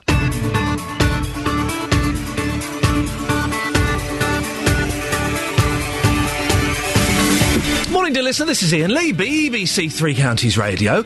It's 8 o'clock. Just gone. My weekend begins in 57 minutes. I know, I'm sorry. I say it begins. I'll go for a little swim after this. Then we'll have a meeting. And then I'll go home. And we'll play with the boys. Wonderful. I'm taking the oldest to see a show tomorrow at the Lyric Theatre in Hammersmith. Very excited. Then we're sticking around for some messy play. Oh, what a great Saturday. A messy play. Love it. Lots coming up in the last hour, though, including an investigation by this programme has found more than 300 children in the three counties have been diagnosed with serious depression. I'll be speaking to a mental health charity about why they're seeing an increase in calls to their helpline. It's a story that's got you all talking this morning. We weren't even sure if we were going to cover it yesterday, but look, a man in Bedford has put up spikes on his fence to try and stop cats coming into his garden. It's not illegal. So what can you do to stop it from happening? Have your say, facebook.com/BBC3CR. And it's Friday, so we like to have a little bit of music. Today, Speezy and Sweet J are coming in. Yeah, they're from the All Nations Choir in Milton Keynes. BBC Three Counties Radio. BBC Three Counties has learned that over 300 children in Beds, Herts and Bucks, aged between 5 and 10, have been diagnosed with serious depression. And the number is rising. National charity Young Minds, a mental health service for young people, say they've seen an 18% increase in calls to their help centre, with one of the top concerns surrounding depression. Isabella is 10 and has suffered from depression since she was only 5 years old. She told our reporter, Sophie Solaria, how life has been for her. It felt like a person inside me just couldn't come out, and then I felt invisible. I always used to be alone because no one would want to talk to me or anything, because I was like weird and stuff. I just used to run up to my bedroom and cry for a little bit, and then at dinner I would wait upstairs for a little bit for the crying to stop, and then I used to go to bed quite late because I kept on crying after dinner as well. I just felt like shy, unconfident, didn't want to go to school and some other stuff. It's quite young to feel so sad at 10 years old, isn't it? Yeah, it feels like half your life has gone. When you lose your confidence, you don't want to be around anything or do anything anymore, and you just feel tired all the time because you stay up quite late and stuff, thinking about what's going to happen tomorrow. Do some of your other friends ever get sad or depressed? One of my friends do, but then we start talking and seeing if we can sort it all out. I tell them, don't worry, we can get through it. Well, that's very sad, isn't it? Lucy Russell joins us from Young Minds Now. Morning, Lucy. Good morning. What sort of things are young people telling you?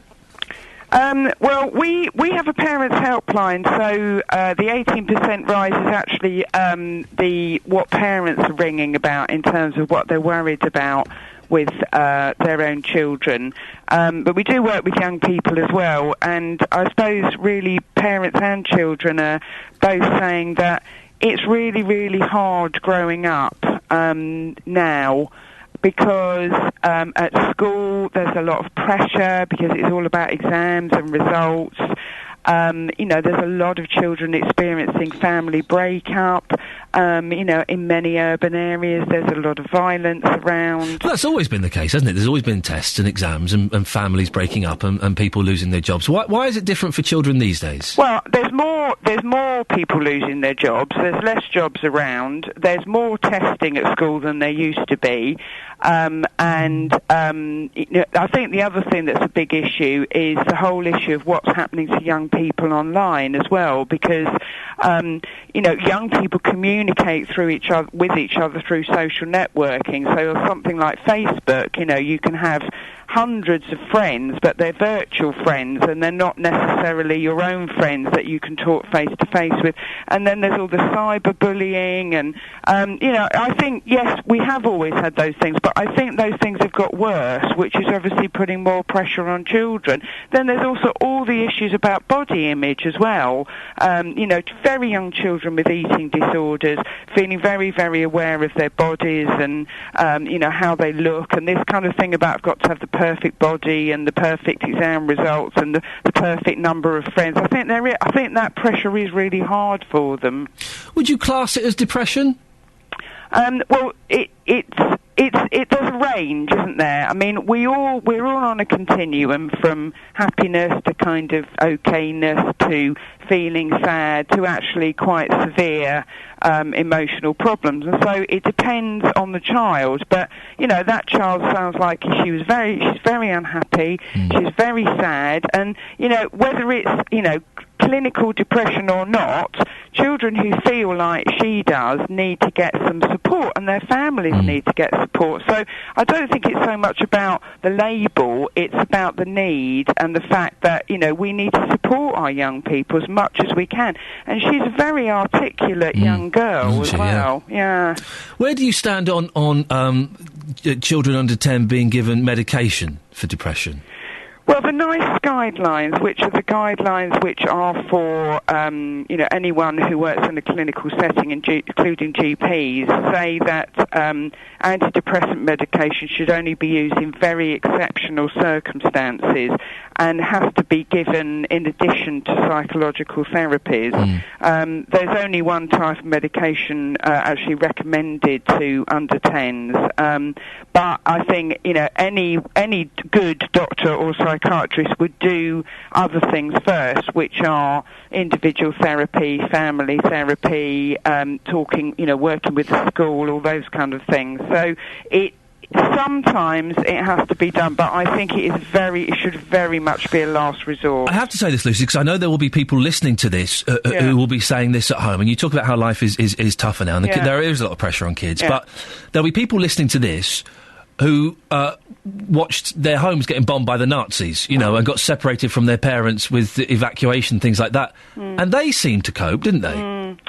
Well, it's very interesting, because I think at that time we lived in a society where there was a very, very strong sense of community, and people were in it together, and people were really looking out for each other. And I think what's happened now is there's a lot more isolation, a lot more kind of alienation, and people feeling alone, and families feeling alone, and kids feeling alone. So I think it's a different time psychologically, actually. It's interesting what you say about community. Yes, I think I'd agree with you on that. That could possibly be a contributing factor to this. That there is no community, or it's not as big as it once was. What's your advice to any young people that might be feeling anxious or feeling lonely. Yeah, I think, you know, the most important thing is that you talk to somebody. You know, it's okay how you feel. We all have times when we feel really sad and really alone. So it's important that if you can talk to a parent or maybe a sister or brother or a friend or someone at school.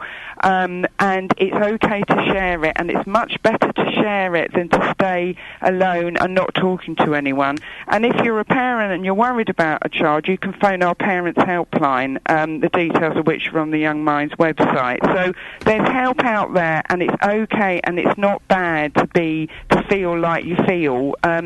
Just go and talk to someone. Lucy, thank you very much. Lucy Russell from Young Minds. Across beds, hearts and bucks, this is BBC Three Counties Radio.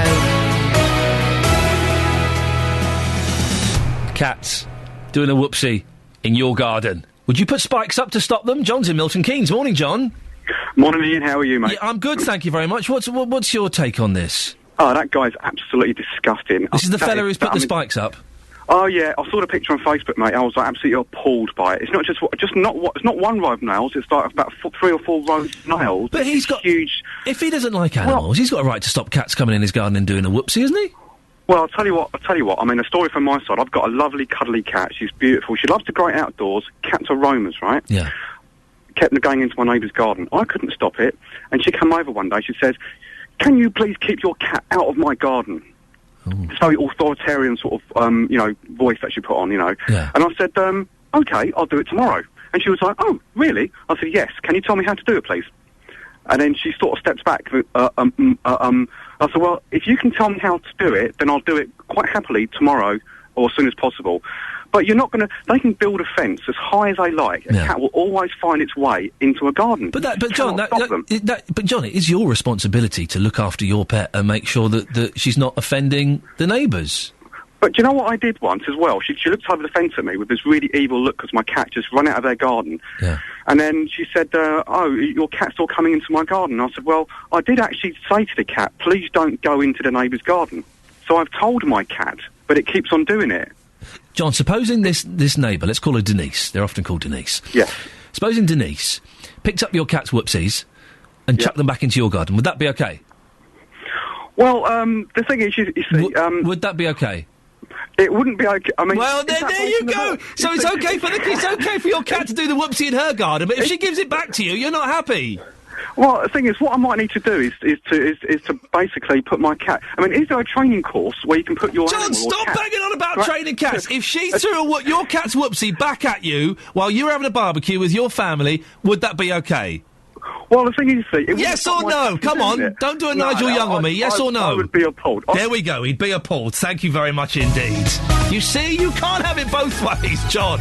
Oh, Jonathan Vernon Smith on the radio doing his show. Consumer problems, talking to guests. Some are really good, sometimes they're a bit dull. Jonathan Vernon Smith. They are, let's be honest, you can't deliver gold every day. Oh, thanks very much. Well, it's not your fault, just sometimes the guests, they're a little bit, they sound good on the phone, you get them in, they don't deliver the goods. We've all been there. I sense this is the pot calling the kettle beige. And you can say that my hair looks nice. It does look lovely. Look at it. You've had it all lopped off. I've had it all lopped off. I did some filming for Inside Out television, London. And I saw myself yesterday, and not only was I very spotty in it... Oh. I know, there's a big red... Next Monday, a big red spot on my face. I said, could you not get rid of that? He said, well, no. Oh, dear. Didn't you put makeup on? No, they don't give you makeup for that. What? No, I know. And also, I had big bouffanty hair, so I went and got it lopped off immediately afterwards. Well, you look very nice. Thank you so much, Jonathan, and you look wonderful. Thanks. You really do. Very colourful. Look at you in your mauve... No one says mauve anymore, do they? You do. Yes, frequently. Whenever I come in wearing this jumper. You're constantly wearing it. Well, I like it. Yes, it's looking a little bit bobbly. You don't. It's looking a little bit bobbly. It's an old favourite. It keeps you nice and warm. It does. Listen, can you take your time setting up your show? Because I've got to text my sister's phone number to my wife. Right. So if you just take your time, I'm going to do an email. So if you just take your time while you're... Okay, yeah, well, I'm picking up on this story you've been running with this morning. I love this. Sorry, what's going on? You're breaking the studio now. Carry on, don't worry, that's it, fine. Okay. I'm going to send an email. You're carry right. on. Yes, Are you going to listen to me as well? No. Just, I know what you're doing, so it's fine. Go on. Okay. On the big phone in this morning at 9, are anti-cat spikes barbaric or a brilliant idea? 7-6. As Iain has been discussing this morning, a man in Bedford 7-4. has upset neighbours by installing spikes on it. Are you listening to a word I'm saying? No, I'm not. I'm sending this phone number. It's very important. It's my sister's birthday today. All right, I'm trying to talk. No, but it's my little boy has to phone her up. This man in Bedford you've been talking about this morning, who has upset his neighbours by installing these spikes on the garden wall to stop cats from getting in. Other residents on his drive say they're worried about the safety of their animals. The man who isn't doing anything illegal. I know some of the listeners were suggesting earlier that he was doing something illegal. He's not. We spoke to a lawyer. No, he's not doing anything illegal. He's tired. He's tired of these cats coming to his garden. He says he's tried absolutely everything, so this is the last resort. Well, from 9 this morning, I want to hear your views. Are anti-cat spikes barbaric or a brilliant idea? I know, a few years ago, do you remember when that lady put a cat in a wheelie bin? I do. Why are you laughing? Because I do remember that. Yeah, it's very sad. Well, I did a phone-in asking, is it funny to put a cat in a wheelie bin? And I was absolutely amazed at the number of people who phoned up and said, it is hilarious. I would quite like to do the same thing. A lot of people really hate cats. Yes, they do hate cats. They hate cats. My father doesn't like cats. Yes. I have a cat myself. My father has been known to chase cats down the garden with a bottle of water. Wow. Trying to fling the bottle of water at them. Yeah. He hates cats in his back garden. I have shot a cat with a water pistol before. What? Well, it was coming in through my cat flap. And that cat flap is for my velvet, so I shot it with a water pistol. My velvet squeezes through that hole, and this cat was pushing its way in, and so I got out my pistol and I sprayed all over it. And did it work? Yes. Well, from 9 this morning, are anti-cat spikes barbaric or a brilliant idea? I want your view when Iain finishes at 9 on 08459 455 555. Bye-bye. By the way, what's your radio station going to be called? What, in Frigaliana? Yes. Frig FM. Do you want a job? This is Iain Lee on BBC Three Counties Radio. Now, cats. We're talking about the cats because of this. I can't believe that Jonathan's going to carry on the topic of cats, but yes, he is. Sorry, he's made me giggle. What do you think about this? Putting spikes up to stop the cat getting into your garden. Would you do it? Well, Paul's in Bletchley. Morning, Paul. Morning, Ian. How you going? Yeah, you've done something like this, haven't you? No, well, what I've done, and I did it years ago, was just get some flat-headed nails about no more than 2 inches long. No more, yeah. And just drive them into the top of the fence and let them protrude about 1 centimetre.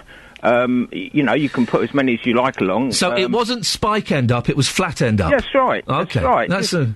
Yeah, you could spray them white if you want to make them even more visible. And it usually stops cats. You know how you do. Cats climb onto the top of the fence and then start walking along it. Well, it stops them walking along it by and large. And did it really work though? Because cats can balance on pretty much anything. So a few nails, flathead. I thought that'd been quite an easy surface for them to walk along.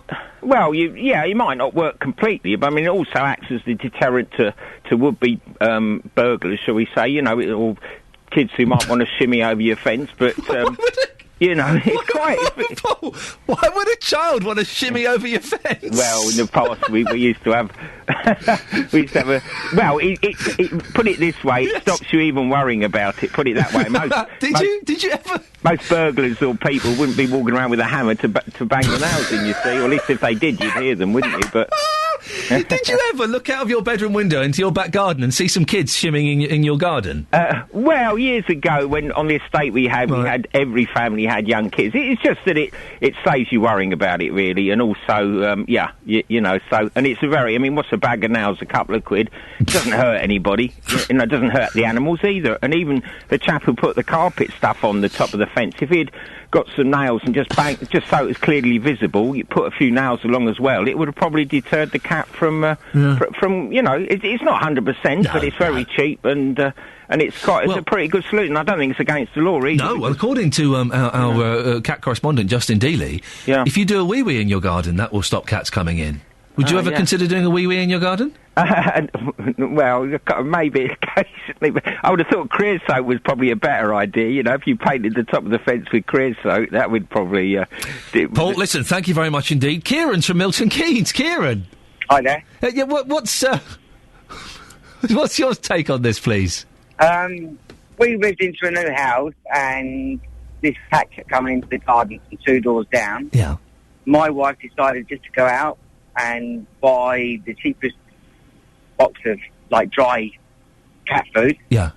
And fed the cat, and it stopped. We lived there for 5 years, and the cat never came back into the garden and went to the toilet in the garden. Hang on a minute. So the cat would come in, do a whoopsie, and then go. But you got rid of the cat by feeding it? By feeding it. It'd keep coming in the garden, have something to eat, and then would leave and stop going to the toilet in the garden.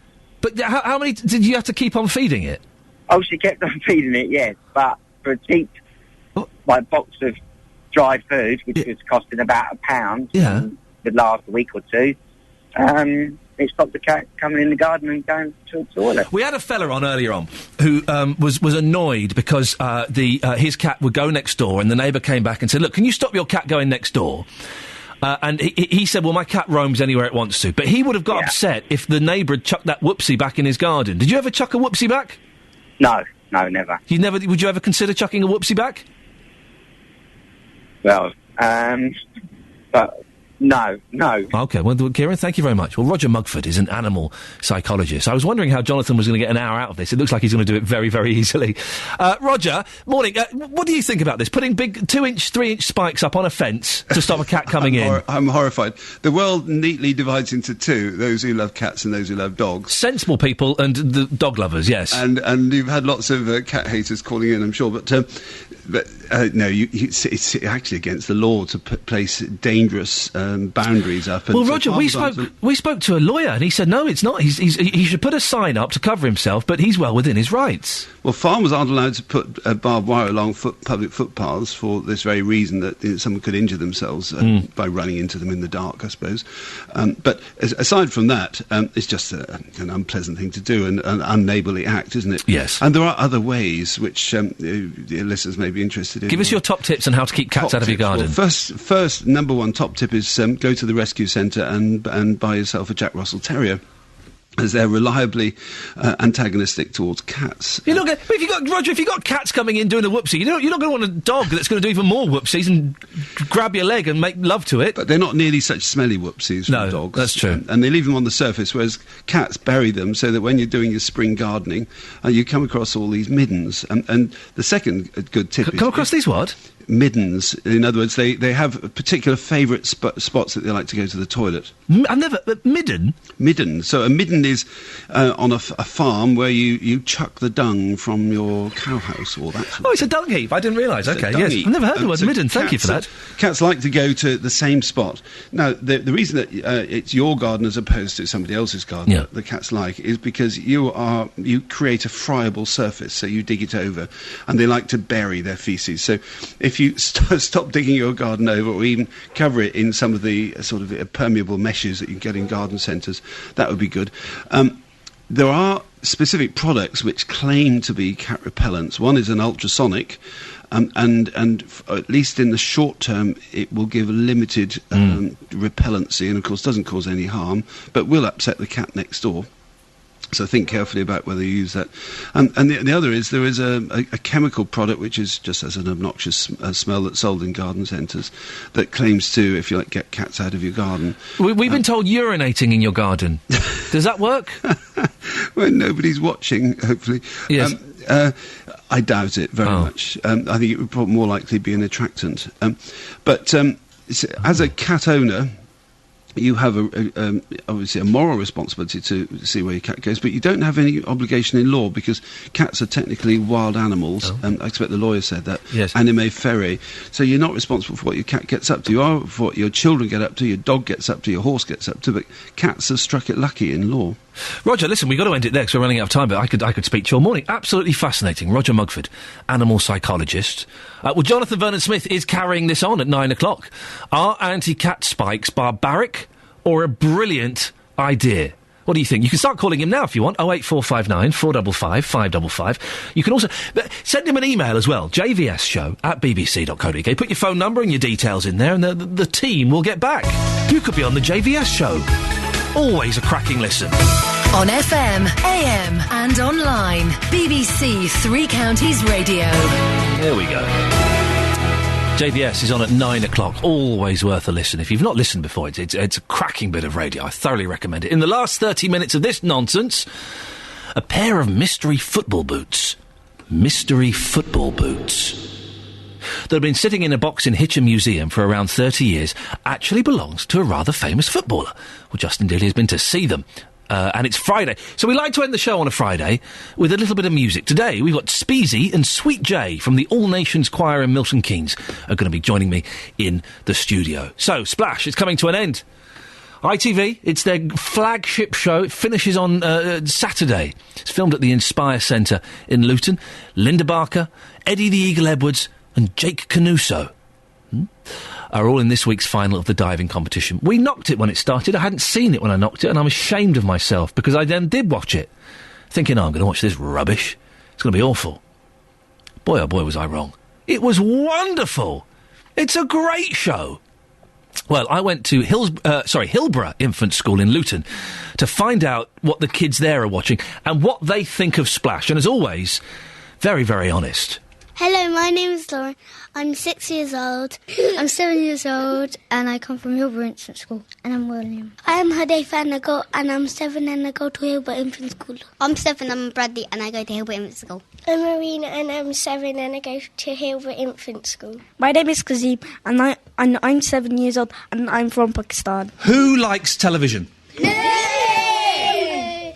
What kind of programmes do you like to watch on TV? Grown-ups. I'm allowed to watch grown-up school with my dad. I'm allowed. I've got lots of things. Football, football. Really cool things, not boring things. Okay. Johnny English Reborn. It's funny at the end. It's only funny at the end? Wait, I know one. Johnny Scissorhands. Do any of you watch a programme called Splash? No. I thought you said splat a lot. No, I said Splash. I want Splash. Do you like Splash? No. Why not? Because it's just boring, because people just dive, that's all you watch, is people diving and falling in the water. But you're watching really famous celebrities learning a new skill and doing amazing dives. I'm a celebrity, get me out of here. But the celebrity, I don't know the celebrity, so what's the point? You don't know who Eddie the Eagle Edwards is? I know, but it's boring. Who is Eddie the Eagle Edwards? He is my boringest man. Well, there you go. Isn't that rude? Poor Eddie the Eagle Edwards. I've got to say, Ella was in there as well. She didn't introduce herself at the start. And this is... Now, the more I think of it, that was the genius of Strictly Come Dancing. Tracy Beaker. Tracy Beaker was on it. Splash should have got... I don't know, the equivalent of Tracy Beaker, Rod, Jane and Freddie. No, hang on a minute, that's a little bit... They should have got Andy from CBeebies, or Alex from CBeebies, or, you know, they should have got Mr Maker, or someone like that. That was their problem, you see. Always, TV companies, learn from Tracy Beaker, always get someone from CBBC or CBeebies on your reality show, and you'll get those youngsters would have loved it then. If they could see Justin Fletcher... as that silly clown character he does, jumping off of a 5-metre diving board, they would have loved that. They would have loved it. Now, it's been revealed that a pair of mystery football boots that have been sitting in a box in Hitchin Museum for around 30 years actually belonged to the legendary Sir Stanley Matthews. Matthews was the David Beckham of the 1940s and 50s, to put it in context for you kids. He was the first professional footballer to be knighted, and he didn't stop playing until he was 50 years old. Well, someone who's approaching 50 is our football correspondent, Justin Daly. You've been there to find out more. I have indeed, and I'll tell you what, Ian, you will have listeners tuning in this morning who would have seen Sir Stanley Matthews play football. The man was an absolute genius. Listen, even I've heard of him. Yeah, well, he played until he was 50 years old.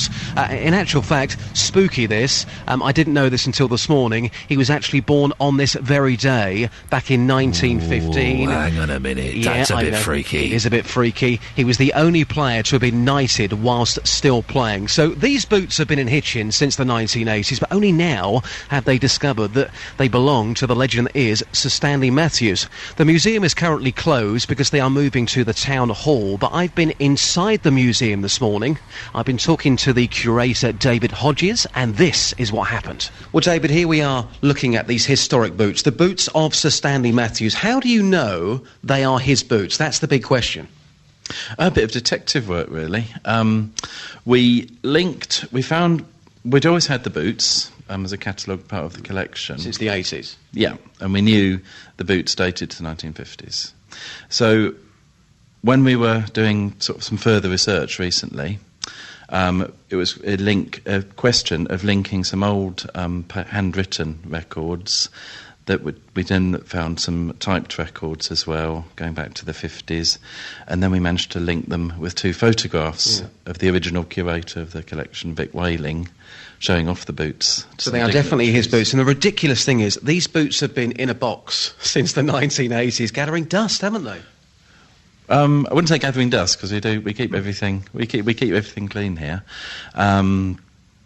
And they have actually been on display as part of with sort of various temporary exhibitions. But it's the significance of the boots that has come to light, not the boots themselves. It's the significance. And very, very exciting. So, how much are these boots worth then? That's something I'm not able to comment on, I'm afraid. Are we talking millions, though, or thousands? I can't say at all. It's part of museum ethics. But we're not allowed to discuss things in terms of values. So when can people come and see these then? They're going to be part of the... they're certainly going to be on display in the new North Hertfordshire Museum, which is open at the end of 2014. Until then, we were working behind the scenes, getting everything ready, working with designers and builders, etc., to just make it the best possible museum. In the meantime, we are doing some behind-the-scenes tours, so there might be a chance to get a little peek during then. Well, I wish you every success. Just lastly, on a scale of 1 to 10, how excited are you about this find? I'd give it a 10, actually. Really? Yeah. And that's as a non-football fan. Oh, come on. I'm getting converted now. Well, listen, Ian back in the studio is not a big football fan. I'm going to be taking him to Luton versus Millwall. Do you fancy it as well?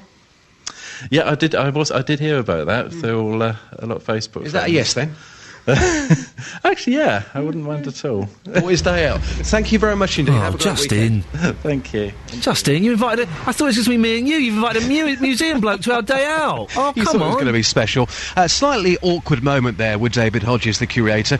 So these boots have been gathering dust since the 1980s. You got told. No. In actual fact, we are very, very clean. To touch these boots, Ian, yes. I had to put a pair of white gloves on. Well, there's a picture of you touching these boots. Yes, if people want to see Justin Dealey touching boots, then go to facebook.com/BBC3CR. He did own you, that man, didn't he? He did a bit, yeah. No, we keep everything very clean here. And look, I'll be honest, right? This is what I love museums. I'm such a fan of museums. All museums, whatever it's about, I think they're wonderful, and anything they can do to get more people in is great. Keeping those boots until the end of 2014? Yeah. I think that's ridiculous. They're teasing you. You see, they are teasing you up. Well, I would quite like to go and see these boots. Yeah. At the end of 2014, so 2 years away. All right, that's a sensible marketing plan. We've got this amazing thing. We've only just found out what they are. Yeah. Let's keep it for another 2 years. Let's keep it for us for another 2 years. But the whole reason they found them is because they are moving. So you got to look on the positive there. Had they have not moved, these boots would have been kept in the box. Not gathering dust, mind you, but they are moving to the town hall. Is that museum open now, though? No, it's not open right now, because what they're doing, they're moving to the town hall in Hitchin in 2014. Lend it to a football museum. What club did Matthews play for? He played for Stoke, he played for Blackpool. Right. Absolute legend, played for England as well. Lend them out. Get them in glass cabinets in football stadiums, all around the country. I tell you what, I'm going to phone David Hodges right now, the curator, who I'm sure is sitting there listening to this in horror, and I shall reveal your idea. And you never know, they might take it. It's a great idea, though, because these boots are so historic. Now we know they were the Sir Stanley Matthews boots. Let the public see them. Fantastic, Justin. Well done. Excellent stuff as always. And it does sound cracking, but listen, you can't keep those for another 2 years. Let them out. Take them to various football clubs around the country. Have them in a glass case. Get them on display. It's a wonderful piece of history, isn't it? It's fascinating. Obviously, museums can't have everything on display because there's just too much stuff. And I was at the V&A last week, and I got to go behind the scenes at the V&A and see the original drawing of, like, a sketch of the London Underground map. So the guy that designed the London Underground map, anyone? Harry Beck. Or Henry Beck, depending on what day you catch him on. Both names apply. He kind of drew, like in a notepad, his rough sketch of what the Underground looked like.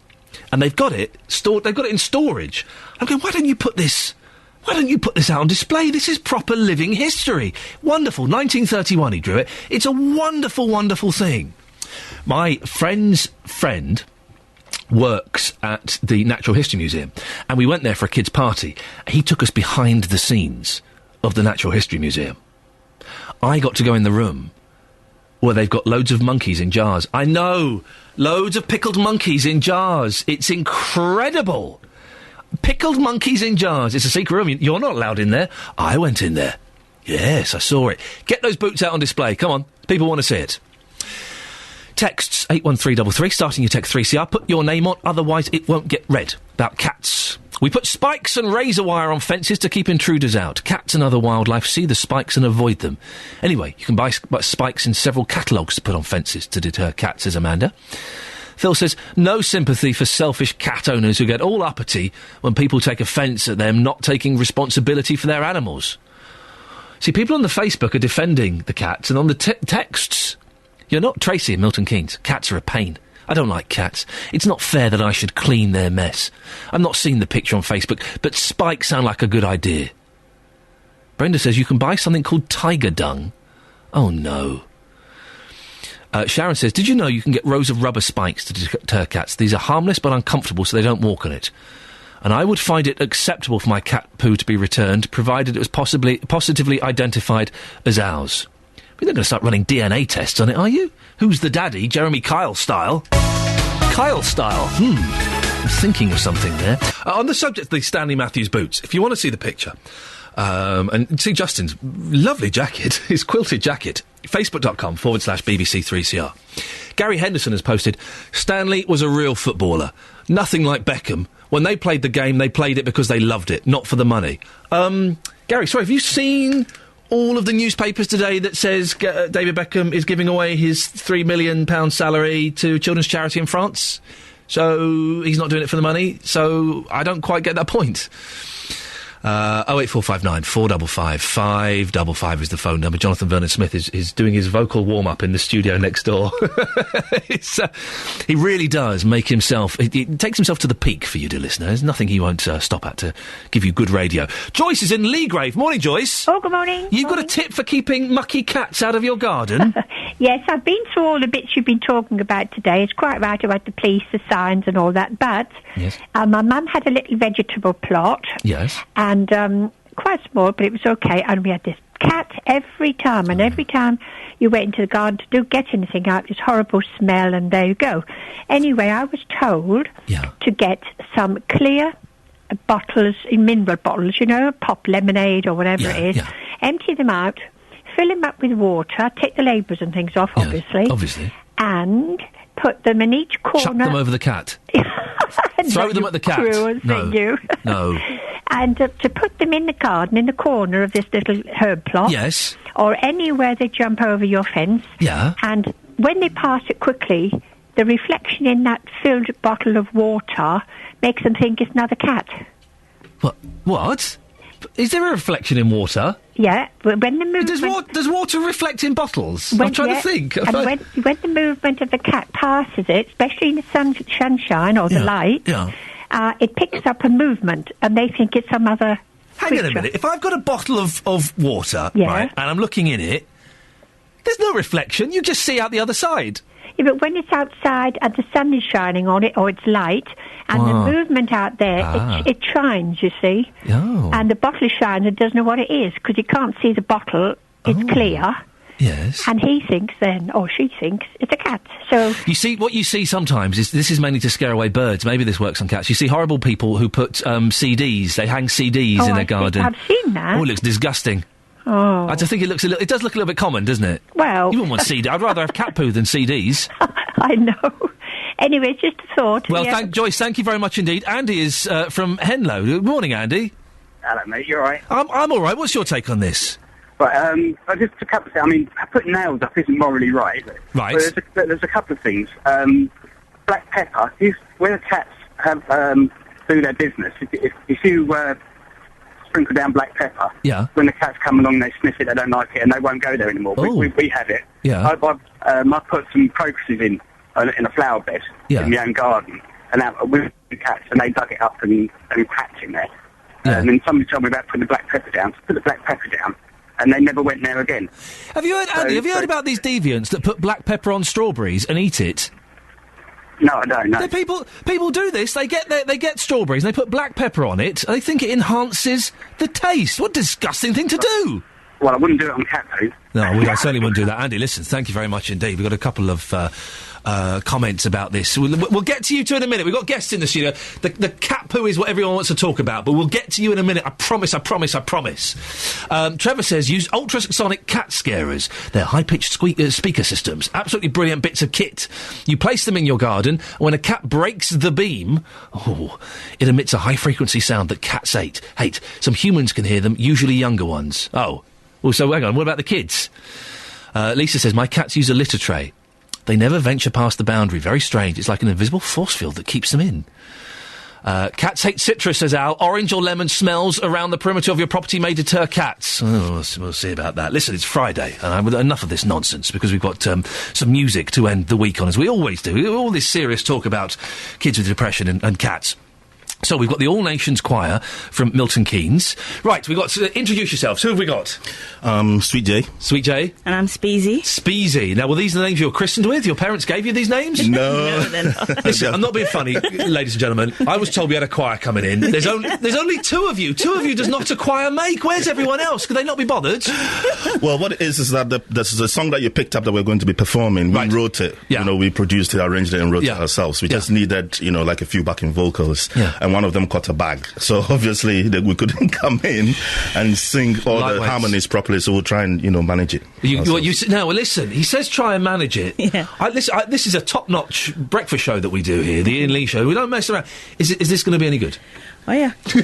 I'm sure it's going to be. Tell me a little bit about the choir. What is the All Nations Choir? Well, All Nations Community Choir is a community choir that we formed in 2012. Yeah. It's actually a choir that brings together people from different cultures and ethnic backgrounds. We aim to, eradicate segregation. So we use music to do that. And, anything through performing arts, performing arts is what All Nations Community. And how's that eradication going? Is it you having positive effects? It's a very hard thing to do because, a lot of people are divided and stuff. But, it's got quite a positive, Brilliant.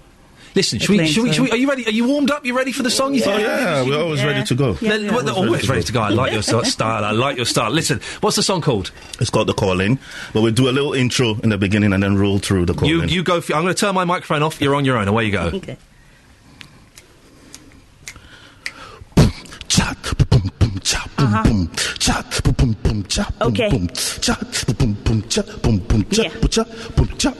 They call me SP, a girl with heart of a Leo is my zodiac star.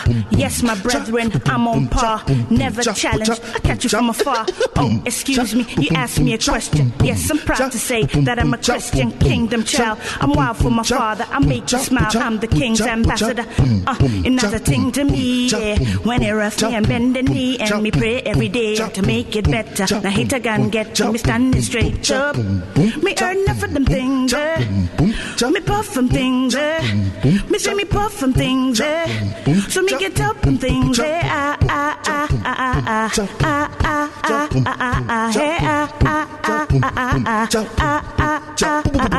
we are. So that's the intro. Oh, that's not even the song? That's the intro. Oh, this is not even the song. This is brilliant. I'm loving that. I want some beatbox text off you. Right, carry on. You've done the intro. Right, carry on. Okay, ready? Yeah. Go.